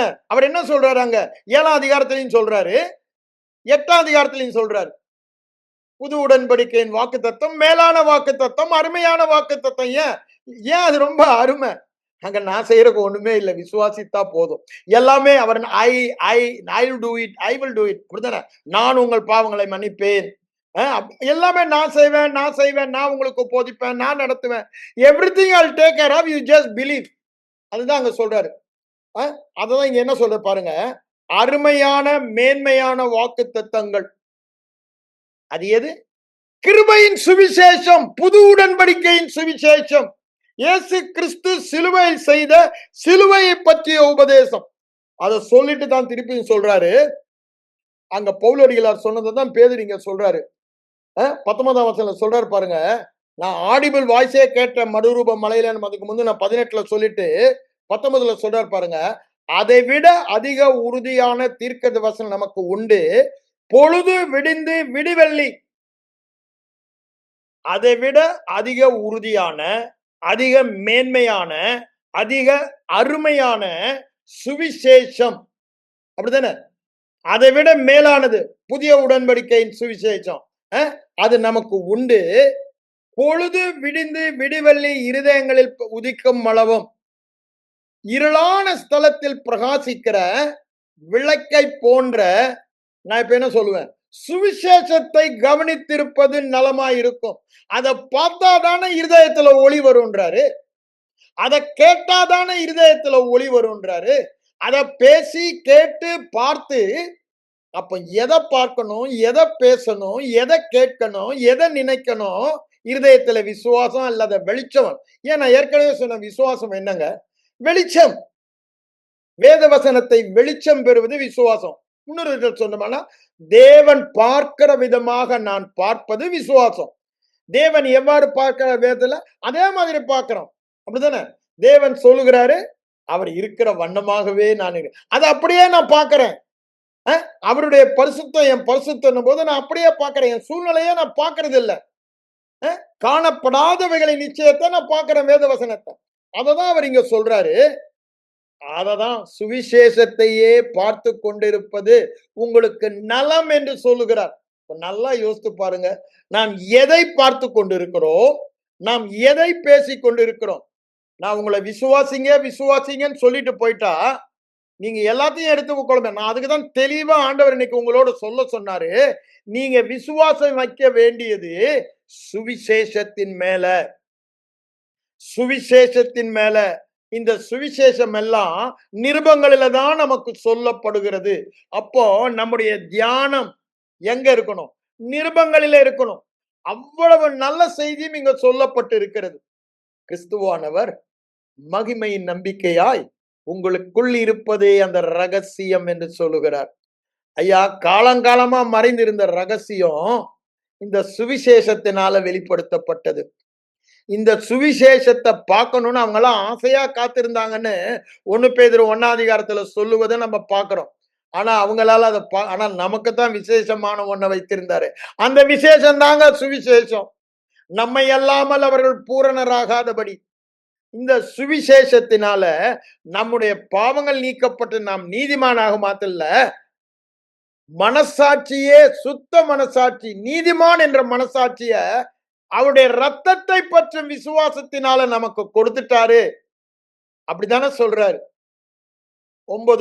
எபிரேயர் 9:14 சொல்வதை பார்க்கிறோம். அப்ப பாருங்க, எவ்வளவு பெரிய பாக்கியம் சுவிசேஷத்துல இருக்கிறது. நான் சுவிசேஷத்தை குறித்து சொல்லணும்னா அது இந்த போதனையில முடியாது. நான் சொல்லிக்கொண்டே போகலாம். ஒவ்வொரு நிருபங்களிலும் எடுத்து சொல்லிக்கொண்டே போகலாம். அவரே எனக்கு எல்லாவுமானார். அது என்னங்க? நற்செய்தி. இயேசு சிலுவையில் செய்தபடியினாலே அவரே எனக்கு பரிசுத்தமானார், நீதியானார், சுகமானார், வெற்றியானார், விசுவாசமானார். அதை பார்த்து அதுதான். அப்போ அந்த சுவிசேஷத்தை பார்க்கிறத பத்தி தான் சொல்றாரு. இங்க 4ஆம் அதிகாரத்துல அந்த ஒளி எப்படி நமக்கு வருதுன்னு 2 கொரிந்தியர்ல சொல்றாருல்ல. நீங்க அங்க வாங்க, 2 கொரிந்தியருக்கு வாங்க. 4ஆம் அதிகாரத்துல தொடர்ந்து அவர் என்ன சொல்றாரு பாருங்க. 4:4, 4:6 நம்ம பார்த்தோம். 4:13 என்ன சொல்றாரு பாருங்க.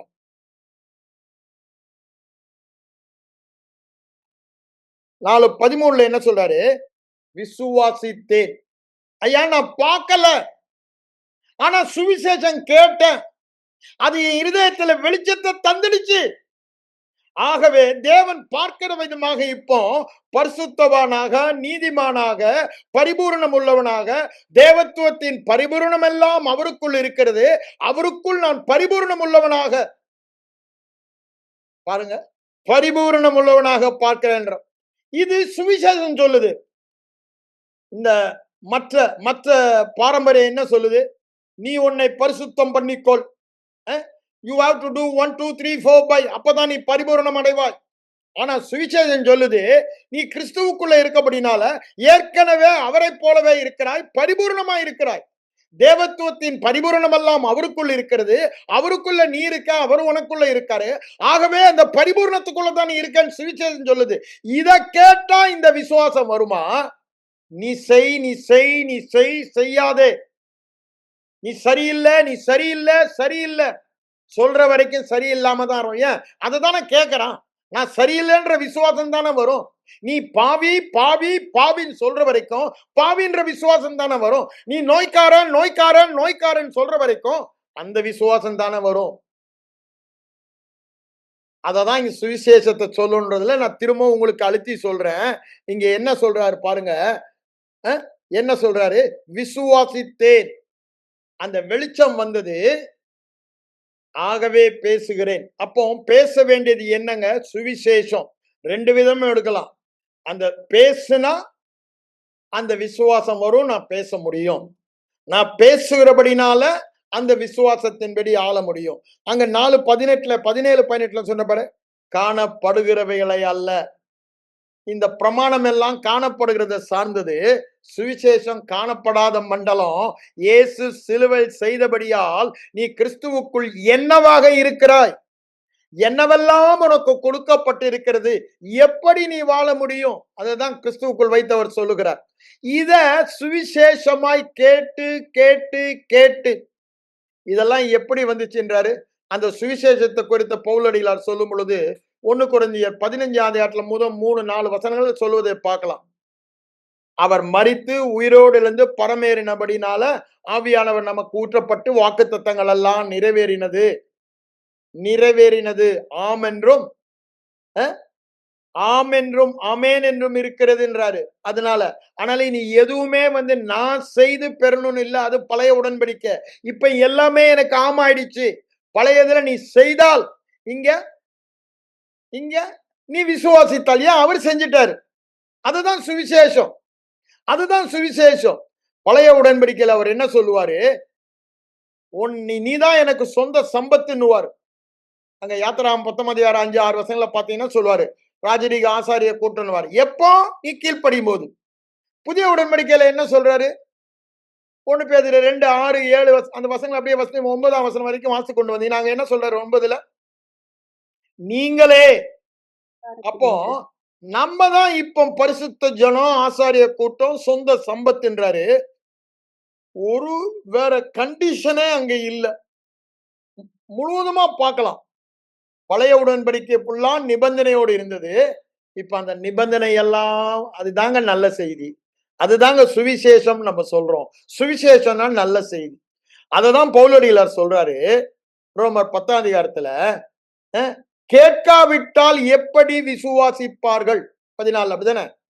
பிரசங்கியார் இல்லாவிட்டால் எப்படி கேட்பார்கள்? அப்படி சொல்லிட்டு உடனே என்ன சொல்றாரு பாருங்க. நியாயப்பிரமாணத்தை பிரசங்கிக்கிறது பத்தா சொல்றாரு. அதை எடுத்துக்கீங்க. 10 நான் அதை ஹாஃப் ஹார்டடா போகல. ஏன் அதுவும் சேர்த்து உங்களுக்கு முக்கியம் என்றனால திரும்பவும் அதை படிக்கிறேன். 15ஆம் வசனத்தை பாருங்க. அவர் என்ன சொல்லுறார் பாருங்க. 15ல என்ன 14 அதை சொல்லிட்டு 15ல அனுப்பப்படாவிட்டால் எப்படி பிரசங்கிப்பார்கள்? என்ன பிரசங்கிப்பார்களாம்? சமாதானத்தை, நற்காரியங்களை, நல்ல காரியங்கள், நல்ல சுவிசேஷம், நல்ல செய்தி, சுவிசேஷமாய் நல்ல செய்தியை அறிவிக்கிறவருடைய பாதங்கள் எவ்வளவு அழகாய் இருக்கிறது என்று நியாயப்பிரமாணத்தை போதிக்கிறோம். பாதங்களா அழகா இருக்கிறது. ஆயத்தம் என்னும் பாதரட்சை சுவிசேஷத்தில் ஆயத்தமாய் இருப்பது. அதை சொல்லிட்டுதான் சொல்றாரு பாருங்க. சுவிசேஷத்திற்கு எல்லாரும் கீழ்ப்படியவில்லை. அப்போ இங்க கான்டெக்ஸ்ட் என்னங்க?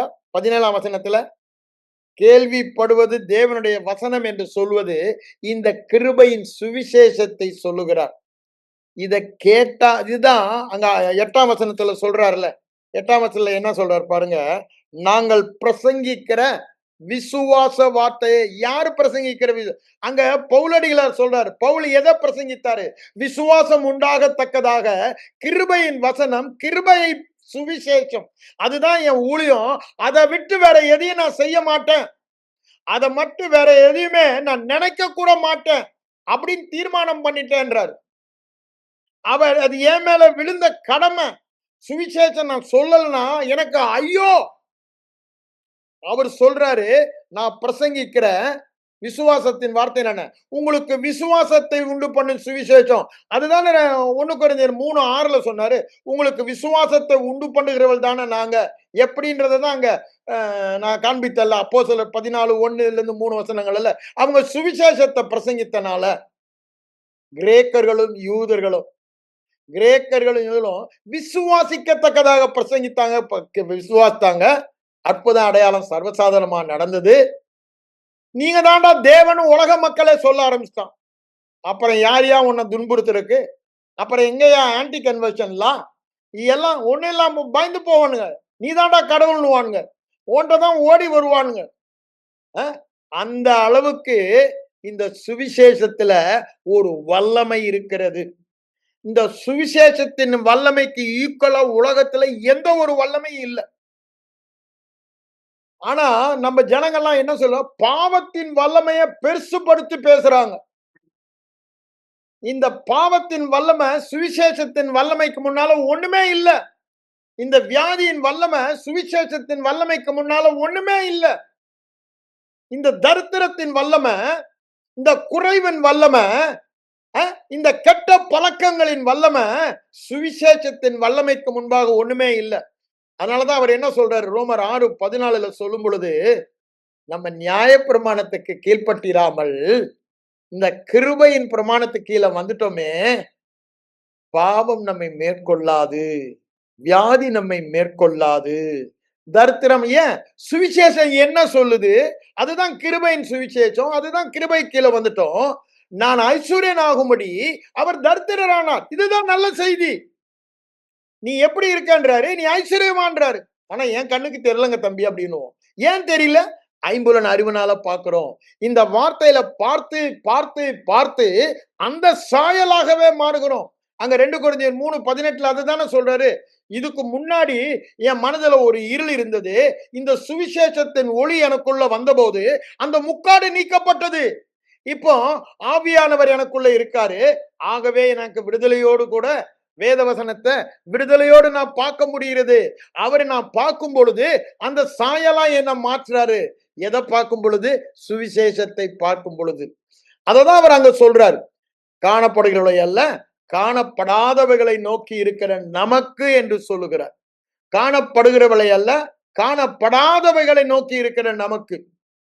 எது காணப்படாது? சுவிசேஷம் சொல்றதுல காணப்படாதது. எது காணப்படுகிறது? நம்முடைய தரித்திரம், நம்முடைய குறைவு, நம்முடைய பாவம், வியாதி. இத இல்லையா? இதான் பார்க்க சொல்றான் இன்னைக்கு நியாயப்பிரமாண போதகன் எல்லாம். அதை பார்க்காதன்றாரு. எதை பார்க்க சொல்றாரு? சுவிசேஷம் உன்னை எப்பொழுதுமே பர்ஃபெக்டா காண்பிக்குது, அதை பார்க்க சொல்றாரு. சுவிசேஷம் உன்னை பரிசுத்தவானா காண்பிக்குது, அதை பார்க்க சொல்றாரு. சுவிசேஷம் உன்னை குணமானவனாய் காண்பிக்கிறது, அதை பார்க்க சொல்றாரு. சுவிசேஷம் எல்லா இடங்களிலும் எப்பொழுதும் நீங்க வெற்றி சிறந்தவர்களா சொல்லுது, அதை பார்க்க சொல்றாரு. அவர் தரித்திரராகி உன்னை ஐஸ்வரனாக்கிட்டார், அதை பார்க்க சொல்றது. அவர் சாபமாகி உன்னை ஆசீர்வாதமாக்கி விட்டார், அதை பார்க்க சொல்றாரு. பார்த்து பார்த்து அந்த சாயலா. ஆனா இவங்க என்ன சொல்றாங்க? உன் பாவத்தை பாரு, பாவத்தினால உனக்கு சாபம் வந்துருச்சு, அந்த சாபத்தை முறிக்கணும். சாபத்தை பாரு, சாபத்தை பாரு. உங்க அப்பன் சாபமா, உங்க தாத்தா சாபமா, உங்க 4வது பரம்பரை. இதெல்லாம் என்னங்க? சுவிசேஷத்துக்கு விரோதமானது. அதுக்கப்புறம் என்ன சொல்றாங்க? உன் தரித்திரத்தை பாரு, உன் பணம் இல்லாத பிரச்சனையை பாரு, உன் குடும்ப பிரச்சனையை பாரு. ஆண்டவர் சொல்றது, அதெல்லாம் நான் சிலுவையில நான் எடுத்துக்கொண்டேன்டா. இப்போ எனக்குரியதெல்லாம் உனக்கு கொடுத்துட்டேன். எப்படி கொடுத்தான்னு நீங்க கேட்கலாம். அதுதான் நற்செய்தி. நற்செய்தி என்ன சொல்லுது பாருங்க. நீங்க ரோமர் நிருபத்துக்கு வாங்க. 5ஆம் அதிகாரத்துல வாங்க. அவர் என்ன சொல்லுகிறார் நற்செய்தியில? 5ஆம் அதிகாரத்துல சொல்லும் பொழுது அவர் சொல்லுகிறார், அங்க 19ஆம் வசனத்தை நான் உங்களுக்கு வாசிக்கிறேன். ஒரு மனுஷனுடைய கீழ்ப்படியாமையினாலே அநேகர் பாவியலாக்கப்பட்டது போல இயேசு கிறிஸ்துவின் ஒருவருடைய கீழ்ப்படுதலினாலே நம்ம நீதிமானாக்கப்பட்டோம். இதுதாங்க நற்செய்தி. உன் கீழ்ப்படுதல்னால நீ நீதிமான் ஆகல, என் கீழ்ப்படுதல் நீதிமான் ஆகல, இயேசு கிறிஸ்துவின் கீழ்ப்படுதலினால நீதிமானம். அதுதான் வேதம் சொல்லுகிற நற்செய்தி, கிருபையின் சுவிசேஷம்.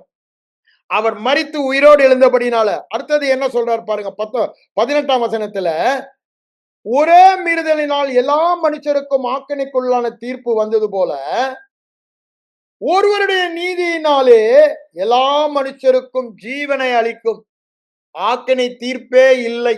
ஐயா, நல்ல செய்தி. எனக்கு தேவ கோபமே என் மேல ஒரு நாளும் இல்ல, ஆக்கினை தீர்ப்பே எனக்கு இல்ல, மரண தண்டனையே நரக ஆக்கினையே தீர்ப்பே எனக்கு இல்ல. ஒரே காரணம், இயேசு கிறிஸ்துவின் ரத்தம் பரிகாரமாக செலுத்தப்பட்டது. அந்த தண்டனையை அவர் எடுத்துக்கொண்டாருங்க. அவர் மேல தண்டனையை செலுத்திட்டாரு, அவர் மேல கோபத்தை செலுத்திட்டாரு. எதற்காக? என் பாவத்தை. அத 2 கொரிந்தியர் 5ஆம் அதிகாரம் 16ல புது சிருஷ்டின்னு சொல்லிட்டு 17, 18, 19 படிச்சு பாருங்க. உலகத்தாருடைய பாவங்களை எண்ணாமல் அதை தம்முடைய குமாரன் மேல செலுத்திட்டு நம்ம மேல அவருடைய நீதியை செலுத்தினார். பாவம் அறியாத அவரை பாவமாக்கி நம்மை அவருடைய நீதியாக்கினார் என்று சொல்லுகிறார். இதுதாங்க நற்செய்தி, இதுதாங்க சுவிசேஷம். வேதம் அதை தெளிவாய் சொல்லுகிறது. இதுதான் பவுலடிகளார் இந்த சுவிசேஷத்தை சொல்லும் பொழுது முத அங்க அந்தியோகியால முழுமையா சொல்றாரு. மீதிலெல்லாம் சுவிசேஷன்ற வார்த்தை வந்துடுது. ஆனா அந்தியோகியா சபைக்கு மாட்டோம் முழுமையா பிரசங்கம் பண்றாரு. ஒரு பெரிய பிரசங்கமே அங்க இருக்கு. அது 13 எடுங்க, நான் முழுமையா போல. ஏன்னா அவர் பழைய ஏற்பாட்டுல இருந்து அந்த ஹிஸ்டரி அவங்களுக்கு கொண்டாடுறாரு. ஆனா நான் அந்த 32ஆம் வசனத்துல இருந்து உங்களுக்கு நான் சொல்ல வச்சுக்கிறேன். 32ல அதுக்கு முன்னாலேயே ஆரம்பிச்சிடறாரு. 26லயே என்ன சொல்றாரு பாருங்க. ரட்சிப்பின் வசனம் எல்லாரும் எடுத்துக்கீங்க. ரட்சிப்பின் கொஞ்சம் வேகமா போறேன், தப்பா நினைக்காதீங்க. நீங்க வேத வசனம் நோட் பண்ணி கூட எடுத்துட்டு ஃபாலோ பண்ணாதான் முடியும். ஏன்னா நாளைக்கு ஒரு நாள் தான் இருக்கு. I am time conscious. அதனால கொஞ்சம் வேகமா போறேன். ஓகே, இந்த வசனத்தை பாருங்க. ரட்சிப்பின் வசனம் உங்களுக்கு அனுப்பப்பட்டிருக்கிறதுன்றாரு. மீதியெல்லாம் நீங்க பொறுமையா அப்புறம் படிச்சுக்கீங்க. அதுக்கப்புறம் எல்லாமே என்ன சொல்றாரு? இயேசு கிறிஸ்துவின் பாடு, மரணம், உயிர்த்தெழுதலை பற்றி வரிசையா சொல்றாரு. அதான் சுவிசேஷம். அது சொல்லிட்டு 33ஆம் வசனத்துக்கு வாங்க. இயேசுவை எழுப்பினதினாலே பிதாக்களுக்கு அருளி செய்த வாக்குத்தத்தத்தை, எல்லா வாக்குத்தத்தமும் ஆம் என்றும் ஆமேன் என்றும் ஆயிற்று. இதை நாங்கள் உங்களுக்கு சுவிசேஷமாய் நல்ல செய்தியாக அறிவிக்கிறோம். அதை சொல்லிட்டு இனி அவர் மரிக்க முடியாது. ஏன்? நித்தியமான கிருபை அதுதான் நமக்கு கொடுத்திருக்காரு. நமக்கு நிச்சயமான கிருபை கொடுத்திருக்காரு. நமக்கு மரணம், 2ஆம் மரணம், ஆக்கினை தீர்ப்பு, தண்டனை இல்லவே இல்லவே இல்லவே இல்லவே இல்லை. அத உறுதியத்துல வச்சுங்க. சும்மானா வந்து பயமுறுத்துவாங்க. ஆமா, இல்லவே இல்லை. அதை சொல்லிட்டு என்ன சொல்றாரு? அடுத்த வசனம் பாருங்க. அது வேணாம், அது 2 படிச்ச நேரம் ஆயிடும். 37 பாருங்க. தேவனால் எழுப்பப்பட்டவர் அழிவை காணவில்லை, நீங்களும் நானும் அழிவை காண போவதில்லை. நம்முடைய ஆவி மனிதனை பற்றி நான் சொல்லிக் கொண்டிருக்கிறேன். இம்மார்டாலிட்டி ஆஃப் தி ஃப்ளஷ் பத்தி நான் சொல்றது இல்லை. ஆதலால் சகோதரரே, இவர் மூலமாய், அதுக்கு தான் நான் வந்தேன். பேதுரு பிரசங்கம் பண்ண சுவிசேஷம் அதுதான். கொர்நேலி வீட்டுல இவர் மூலமாய் உங்களுக்கு பாவ மன்னிப்பு உண்டாகும் என்று இந்த சுவிசேஷத்தினால், அங்க சுவிசேஷம் தானே சொன்னாரு, அதனால் உங்களுக்கு அறிவிக்கப்படுகிறது. 33ல சுவிசேஷமாய் அறிவிக்கிறோம் சொல்றாரு. இங்க என்ன சொல்றாரு பாருங்க. பாவ மன்னிப்பு இவரால், இவருடைய இரத்தத்தை பற்றும் விசுவாசத்தினாலே கிறிஸ்துவுக்குள் அவருடைய கிருபையின் ஐஸ்வர்யத்தின்படி பாவம் மன்னிப்பாகிய மீட்பு நமக்கு உண்டாயிருக்கிறது. எபேசியர் 1ஆம் அதிகாரம் 7ஆம் வசனம், கொலேசியர் 1ஆம் அதிகாரம் 14ஆம் வசனம், 2ல அதை சொல்வதை பார்க்கிறோம். அது சுவிசேஷம், அது நல்ல செய்தி. பாவ மன்னிப்பு உண்டாயிருக்கிறது. Already you have forgiveness of sin. இனி அல்ல, நீ பாவத்தை அறிக்கை பண்ண பிறகுதான் இல்ல. Already Jesus died on the cross. பாவங்கள் நீக்கப்பட்டது. பழைய உடன்படிக்கை மாதிரி பாவம் மூடப்படல. வருஷம் போய் நிக்கிறதுக்கு நமக்கு ஒன்ஸ் ஃபார் ஆல், ஒரே பலியினால் என்றென்றுமாய் பாவங்கள் நீக்கப்பட்டு என்றென்றுமாய் நாம் பூரணமாக்கப்பட்டோம். அததான் சொல்றாரு, இது சுவிசேஷமாக உங்களுக்கு அறிவிக்கப்படுகிறது. அத சொல்லிட்டு அடுத்த வசனத்தை கொஞ்சம் எல்லாரும் சேர்ந்து படிங்க. மோசேயின் நியாய பிரமாணத்தினாலே நீங்கள் எவைகளினின்று விடுதலையாகி நீதிமான்கள் ஆக கூடாது இருந்ததோ. அப்படின்னா என்னங்க? ஒரு பயலும், ஒரு தேவ பிள்ளையும், ஒரு கிறிஸ்தவனும் நியாய பிரமாணத்தை கை கொள்ளுகிறபடினால பாவத்திலிருந்து விடுதலையாகி நீதிமானாக முடியாது. ஆனா இப்ப உங்களுக்கு ஒரு நல்ல செய்தி, அதுதான் கிருபையின் நற்செய்தி, அதுதான் சுவிசேஷம். என்ன சொல்றாரு?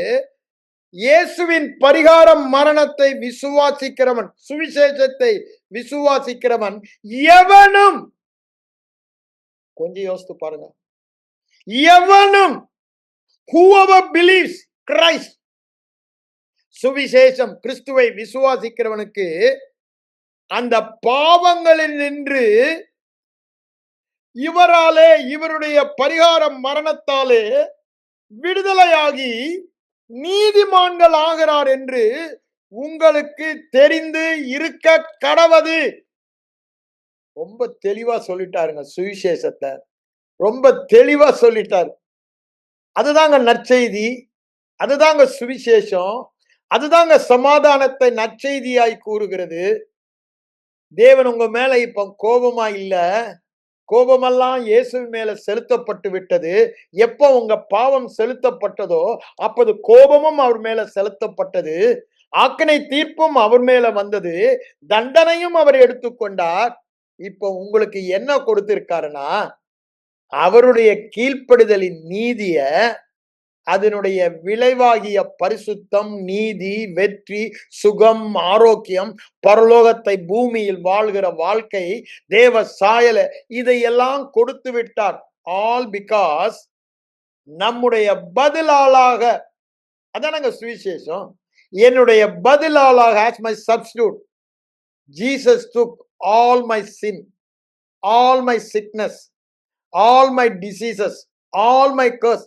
வேற விதத்துல சொல்ல போனா, after effect of my disobedience, கீழ்ப்படியாமையினால் வந்த விளைவுகளை எல்லாம் அவர் எடுத்துக்கொண்டு, அதனாலதான் அங்க வாசிக்கிறோம், மத்திய 27:46-47 வசனங்களை வாசித்து பாருங்க. அங்க என் தேவனே எப்பங்க இவரார், நம் பாவங்கள் அவர் மேல் சுமத்தப்பட்ட போது அவர் தேவனிடமிருந்து பிரிக்கப்படுகிறார். டாடி டாடின்னு சொன்னவர் இப்போ என் தேவனே என்று சொல்லுகிறார். ஏன்? உறவை இழந்தார். எதற்கு இழந்தார்? அந்த உறவை எனக்கு கொடுப்பதற்கு. உங்களுக்கு இன்னைக்கு நீங்களும் நானும் அவரை பார்த்து தேவனேன்னு சொல்றது இல்ல, அப்பா டாடின்றோம். காரணம் என்ன?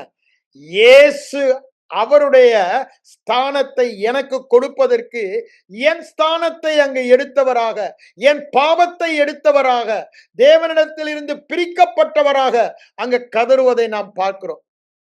எவ்வளவு பெரிய கிரயம் கொடுத்திருக்காருங்க. அதுதாங்க சுவிசேஷம். எனக்கு இலவசம், ஆனா தேவன் மாபெரும் கிரயத்தை கொடுத்தாரு. அது சாதாரணமா எடுத்துக்கொள்ளாதீங்க. அதனால்தான் பவுலடியார் சொல்றாரு, சிலுவை வீணாகாதபடிக்கு. அங்க கலாத்தியர் 2ஆம் அதிகாரத்துல 21-22 அதுதான் சொல்றாரு, கிருபையை நான் வீணடிக்க மாட்டேன்றாரு. ஏன்? என் கிரியையினால எதையாவது ஆண்டவரிடத்திலிருந்து நான் பெற விரும்பினா சிலுவை வீண் என்று சொல்லுகிறேன், கிருபையை வீணடிக்கிறேன் என்று சொல்லுகிறார்.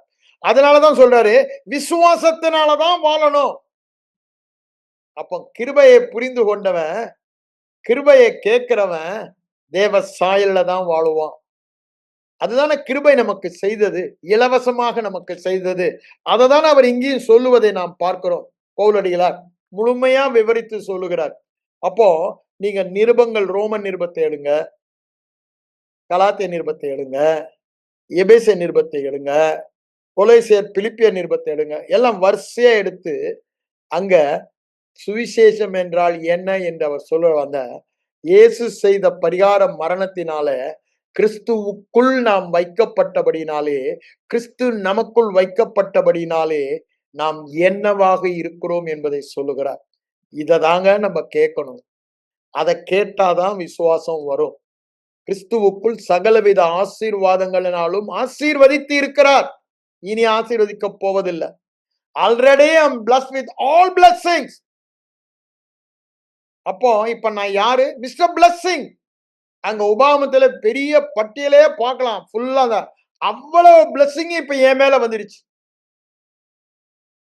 ஒண்ணு இல்லைங்க, எல்லாமே எல்லா பிளஸிங் என் மேல வந்துருச்சு. அங்க ஒரு 30-40 பிளஸிங் சொல்றாரு. அவ்வளவும் என் மேல வந்துருச்சு. அங்க எல்லாம் போடுறாரு, நீ இவைகளை கேட்டு செய்ய கவனமாயிருந்தால். இங்க என்ன சொல்லுகிறாரு? விசுவாசத்தினாலே இந்த ஆசீர்வாதத்தில் நீ வாழுவான்ற வித்தியாசத்தை நம்ம அதுதாங்க நற்செய்தி, அதுதான் சுவிசேஷம். சுவிசேஷம் காஸ்பல்னா என்ன? ஒருவன் விவரித்து சொன்னாலும் அதை உங்களால அது பைத்தியமா தான் தோணும், ஏற்றுக்கொள்ளவே முடியாது. So good it is. அவ்வளவு நல்ல செய்தி. அது எவ்வளவுதான் நானோ யாரோ விவரித்து, அதுதான் அங்க பவுலடிகளார் என்ன சொல்றாரு, உங்களுக்கு அப்படி நேரிடாதபடி எச்சரிக்கையா இருங்கள். அடுத்த வசனத்துல சொல்றாரு பாருங்க, அந்த 40ஆம் வசனத்துல அவர் என்ன சொல்றாரு பாருங்க, தீர்க்கதரிசிகள் புஸ்தகத்திலே அசட்டைக்காரரே, விசுவாசிக்காதவங்களை வேத வசனம் சுவிசேஷத்தை அசட்டை பண்ணுல பார்த்து சொல்றாரு, பிரமித்து அழிந்து போங்கள். நான் சொல்லல, அவர் சொல்றாரு, உங்கள் நாட்களில் ஒரு கிரியை நடப்பிப்பேன், ஒருவன் அதை உங்களுக்கு விவரித்து சொன்னாலும் நீங்கள் விசுவாசிக்க மாட்டீர்கள் அப்படின்னு யார் சொல்லுதான்? ஆபகுக் சொல்லிட்டானேயா 1 அதிகாரம் 6 அததான் அவங்களுக்கு, அது உங்களுக்கு நேரிடாதபடி எச்சரிக்கையா இருங்கள்னு அன்னைக்கு இருந்த யூதர்களை பார்த்து சொல்றான். இன்னைக்கு பரிசுத்த ஆவியானவர் நம்மை பார்த்து அதை தான் சொல்றாரு. நீங்க சுவிசேஷத்தை அசட்டையா எடுத்துக்காதீங்க, கொஞ்சம் take it very serious. It is so powerful, it is so precious. அப்படிதானே? மேன்மையும் மகத்துவமும் அருமையானது, உறுதியானது. நிறைய நான் சொன்ன தேவவசனத்தை கொடுத்து நேத்து உங்களுக்கு. ஏன்? நம்ம விசுவாசத்துக்கு ஆதாரமே தேவனுடைய வார்த்தை. தேவனுடைய வார்த்தை அதோடைய மகத்துவம், அதோடைய என்ன என்று அறிந்து கொண்டோமானால் நம்ம விசுவாசம் இப்படி அசல் படாது, உறுதியாக இருக்கும். உறுதியாக இருக்கிறதுக்கு வேத வசனத்தை குறித்த வெளிப்பாடு நமக்கு வேணும். வேத வசனம் என்றால் என்னன்னு, அடுத்தது அது என்ன சொல்லுகிறது, அது என்ன சொல்லுகிறது இருதயத்துக்குள்ள போகும்போது அந்த விசுவாசம் வரும். அந்த விசுவாசத்தின்படி அந்த வசனம் சொல்லுகிறது நம்முடைய வாழ்க்கையில பலிப்பதை நம்ம பார்ப்போம். அததான் இங்க சொல்றாரு, அசட்டைக்காரரே பாருங்கள், அசட்டைக்காரரே பாருங்கள், பிரமித்து அழிந்து.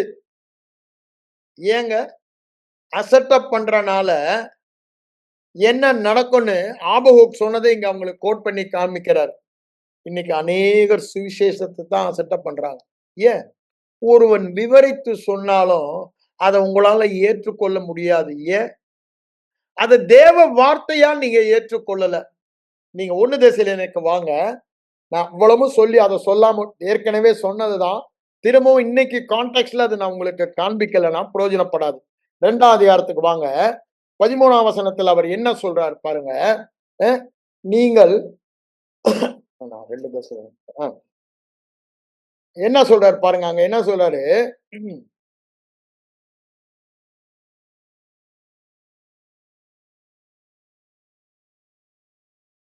13ஆம் வசனம் எடுத்துக்கொள்ளுங்க. அது மெய்யாகவே தேவ வசனம் தான். யாரு? முதல்ல என்ன சொல்றாரு? அதை கேள்விப்பட்டீர்கள். அவர் எதை பிரசங்கித்தாரு? இதை வாசிக்கிறதுக்கு முன்னாலே நீங்க 5, 6 வாசித்தா நல்லா இருக்கும்னு நினைக்கிறேன். 5ஆம் வசனத்துக்கு வாங்க. என்ன சொல்றாரு? எங்கள் சுவிசேஷம் உங்களிடத்தில் வசனத்தோடு மாத்திரம் அல்ல. அப்போ சுவிசேஷத்துல வெறும் வார்த்தை இல்லைங்க, வாய் ஜவுடால் இல்ல. அந்த சுவிசேஷத்துல ஒண்ணு இருக்கான். அது என்ன சொல்றாரு? வல்லமை, தேவனுடைய வல்லமை, பரிசுத்த ஆவியின் முழு நிச்சயம். அது என்னங்க? விசுவாசம். சுவிசேஷத்துல தான் விசுவாசம் இருக்கு. சுவிசேஷம் சொல்லுகிறத என் வாழ்க்கையில நிறைவேற்றுகிற வல்லமையும் அந்த சுவிசேஷத்துல இருக்கு. அதை நல்லா நம்ம புரிந்து கொள்ளணும். சுவிசேஷத்துல என்ன இருக்கு? அந்த பூரண நிச்சயத்தை கொடுக்கிற விசுவாசமும் ஆவியானவர் கொடுக்கிறார்ல, அந்த நிச்சயமும் அந்த சுவிசேஷம் இருந்தாதான் ஆவியானவர் கொடுக்க முடியும். ரெண்டுமே ஆவியானவர் தான் செய்யறாரு. அந்த நிச்சயத்தை கொடுப்பவர், விசுவாசத்தை கொடுப்பவர் ஆவியானவர். அந்த வசனத்தின் வல்லமையை செயல்படுத்துபைய holy spirit the executor of God's word. அவர் வார்த்தையினால் சொன்னதை தம் கரத்தினால் நிறைவேற்றுபவர் ஆவியானவர். அப்படிதானே? அததான் இங்க என்ன சொல்றார் பாருங்க. அது வல்லமையோடும் விசுவாசத்தோடும் உங்களிடத்தில் வந்தது. அதை சொல்லிட்டு தான் அது நீங்க என்ன பண்ணீங்க, பரிசுத்த ஆவியின் எல்லாமே ஆவி. அதுதான் சொல்றோம், வேதத்தை படிக்கும் பொழுது கொஞ்சம் டங்ஸ் பேசிக்கிட்டே படிங்க அப்படின்னு சொல்றது அதுதான். ஏற்றுக்கொண்டு எங்களையும் கர்த்தரையும், அப்ப பாருங்க, அதை தான் இங்க ஏற்றுக்கொண்டதை சொல்றாரு. நீங்கள் கேள்விப்பட்டு ஏற்றுக்கொண்ட போது அத மனித வசனமாக ஏதோ பவுல் ஏதோ சொல்றான், பதற்றான், பைத்தியக்காரன் அப்படின்னு ஏற்றுக்கொள்ளாம, இன்னைக்கு அப்படிதான் நீங்க நினைச்சிட்டு இருக்கலாம், இந்த சந்திரசிங் ஏதோ பதற்றான்னு. ஆனா அதுதான் சுவிசேஷம். இந்த மூளைக்கு புரியாது, பைத்தியமா தான் தோணும். அது எது? சுவிசேஷம் மெய்யாகவே தேவனுடைய வார்த்தை தான். அது விசுவாசிக்கிற உங்களுக்குள்ளே பலனும் செய்கிறது. விசுவாசிக்கிறவர்களுக்குள்ளே இது பலன் செய்கிறது. அது நீங்க பார்க்கலாம். 2 தெசலோனிக்கேயருக்கு வாங்க, 3ஆம் வசனத்துல என்ன சொல்றாரு பாருங்க. அவங்க கேட்டு விசுவாசித்தபடினால அது மிகவும் பெருகுகிறது என்று சொல்லுகிறார். விசுவாசம் அவங்கள பெருகுகிறது என்று சொல்லுகிறார். அதே 1 தெசலோனிக்கேயர்ல வந்தீங்கன்னா, இப்ப நம்ம 6-7 வாசித்தோம். அங்க என்ன சொல்றாரு பாருங்க. 7ஆம் வசனத்துல, இவ்விதமாய் மக்கதேனியாவிலும் மகாயிலும் உள்ள விசுவாசிகள் யாவருக்கும் இந்த விசுவாசம் வந்தபடினால நீங்க தான் மாதிரியானீங்க. மாதிரினா என்ன? அவருடைய நிருபங்கள் நீங்க தான். இப்ப நிருபம் தனியா போய் நான் உங்களுக்கு எழுத வேணாம். உங்களை பார்த்தாலே அவங்க கிறிஸ்துவ பார்க்கலாம். ஏன்? அந்த விசுவாசம் பெருகினபடினா அதை சொல்லிட்டு, உங்களிடத்தில் இருந்து கர்த்தருடைய வசனம் மக்கதேனியாவிலும் மகாவிலும் தொனித்தது மாத்திரமல்லாமல் அதை குறித்து நாங்கள் ஒன்றும் சொல்ல வேண்டியிராதபடிக்கு உங்கள் விசுவாசம், உங்க விசுவாசத்தில் வாழ்கிற வாழ்க்கை தான் சுவிசேஷமா எல்லா பக்கமும் போகுது. அதை கேள்விப்படுறவங்களாம் அது எனக்கு வேணும்னு தேடி வர்றாங்க. இப்ப எங்களுக்கு வேலை மிச்சமாயிடுச்சு. அததான் அவர் சொல்றாரு. நல்லா யோசித்து பாருங்க. சுவிசேஷத்தின் வல்லமையை பாருங்க.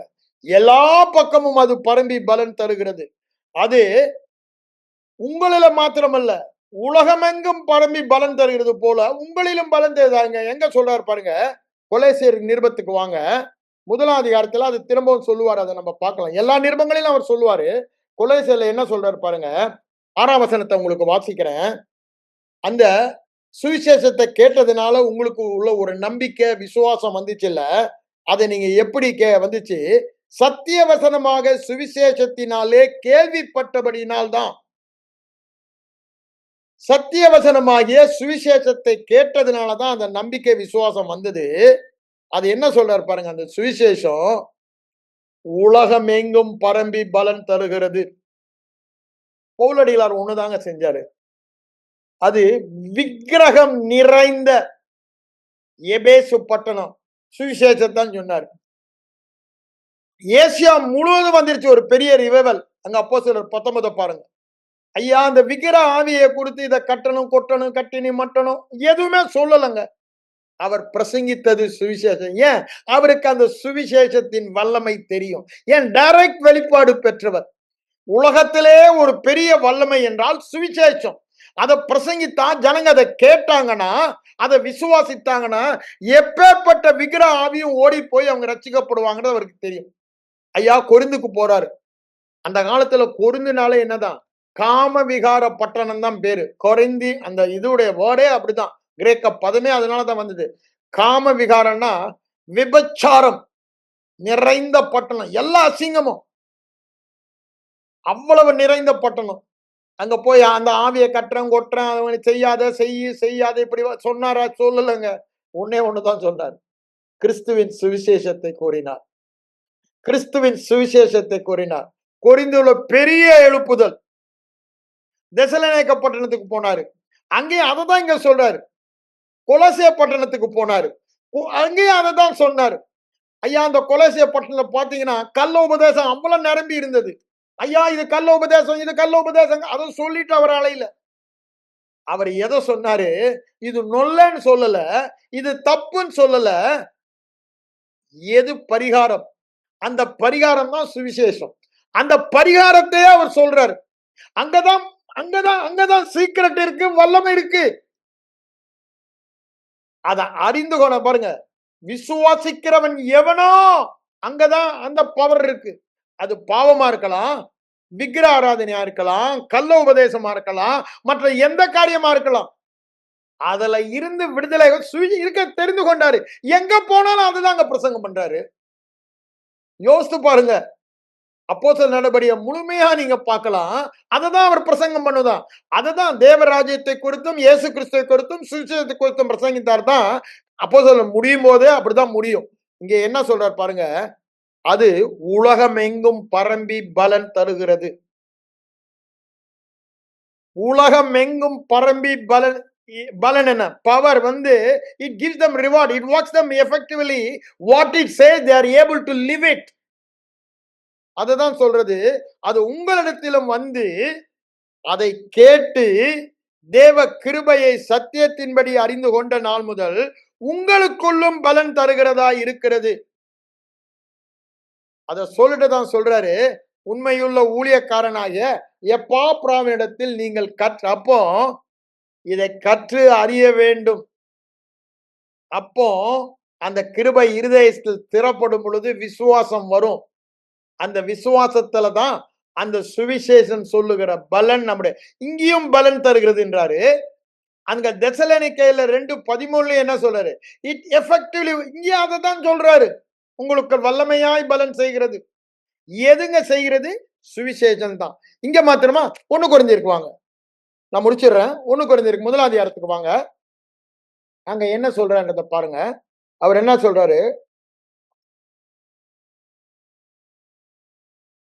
4ஆம் வசனம்.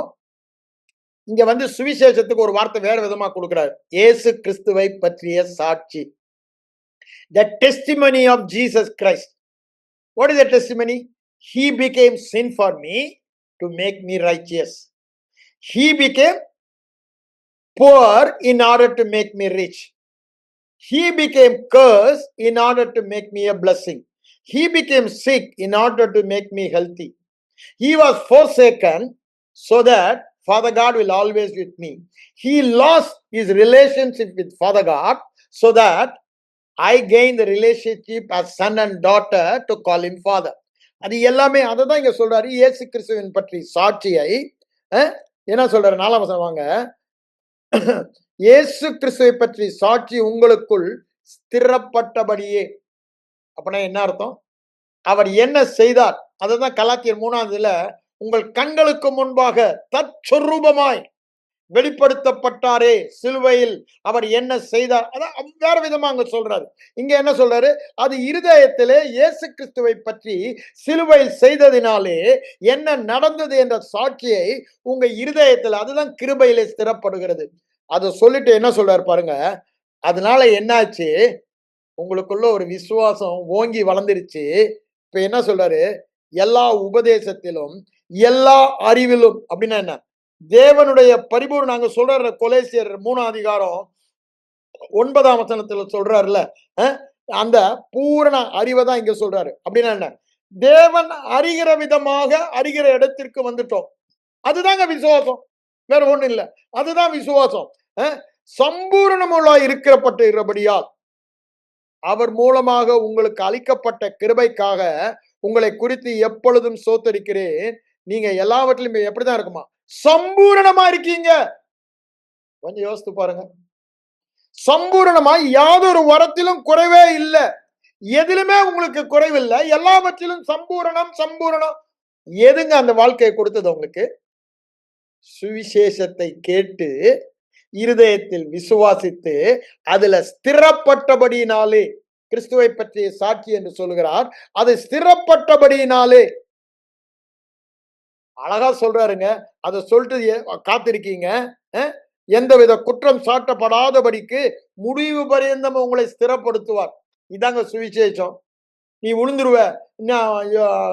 எசேக்கியா அடிக்கடி சொல்லுவாங்க, அவங்க சின்ன வயசுல ஒரு போதகர் சொன்னாராம், ஞானத்தில் சிறந்த சாலமோன் பாவத்துல விழுந்தான்.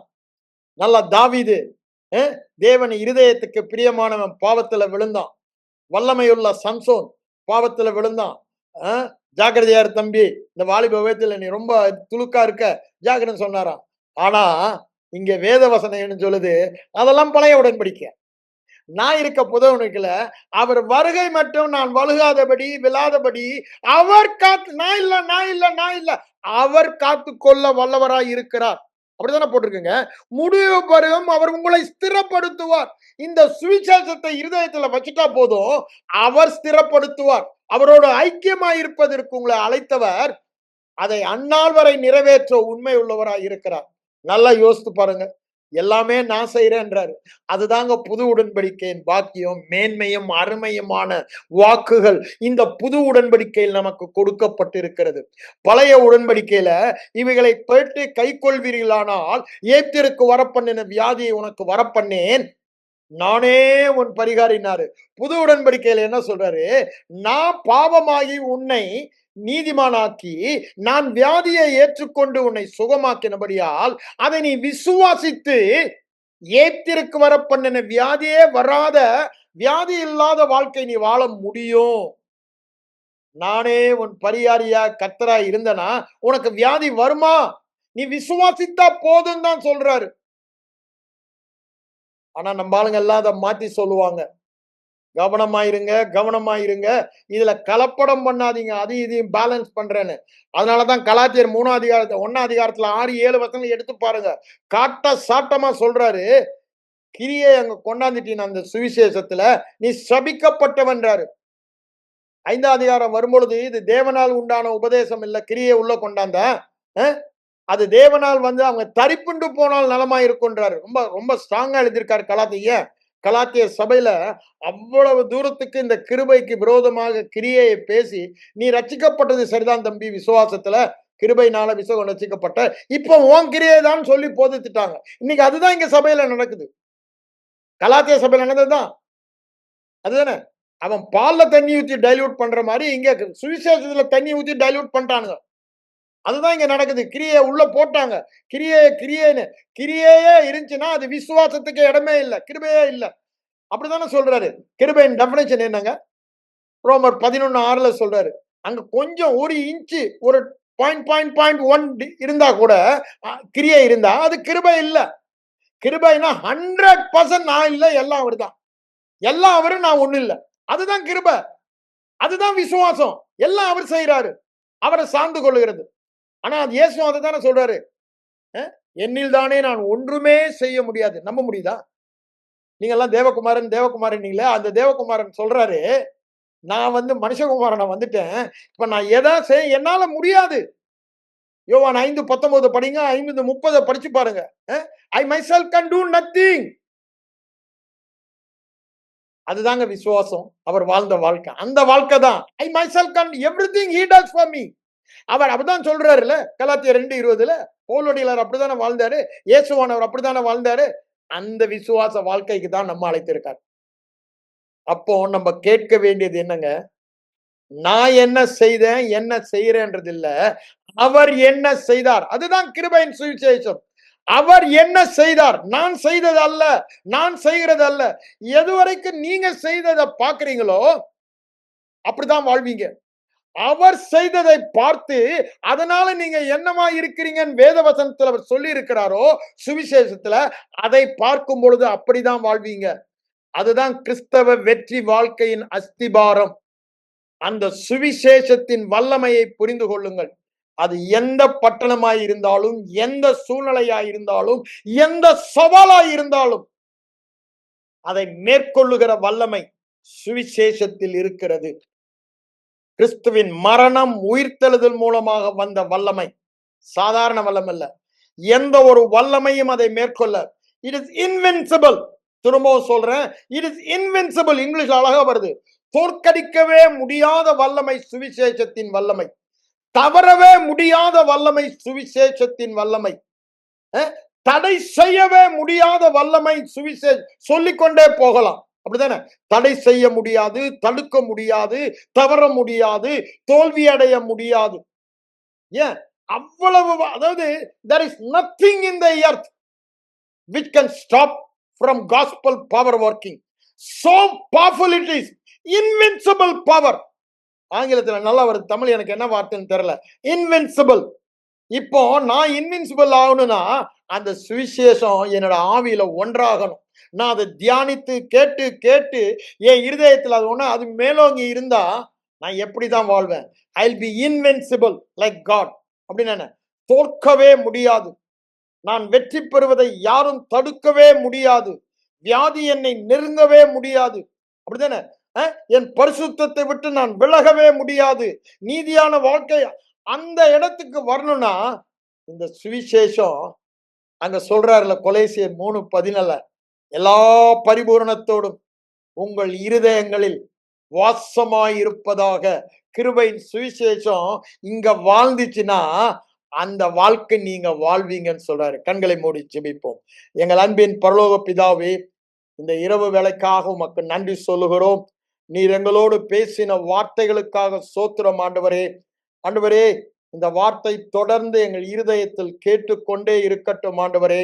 இதை கேட்கிற ஒவ்வொரு வாழ்க்கையும் பவுலின் வாழ்க்கையில் நடந்தது போல தேவர்கள் நம் மத்தியில் தேவ சாயலாய் மனிதர்கள் தேவ சாயலில் வந்துவிட்டார்கள் என்று சொல்லுகிற உம்முடைய சாயலை வெளிப்படுத்துகிற எல்லாவற்றிலும் சம்பூர்ணமல்லவர்களாய், ஒன்றிலும் குறைவில்லாதவர்களாய், எல்லா பகுதியிலும் எப்பொழுதும் வெற்றி உள்ளவர்களாய் வாழ்வார்களாக என்று சொல்லி வாழ்த்தி உமக்கு நன்றி சொல்லுகிறேன் பிதாவே.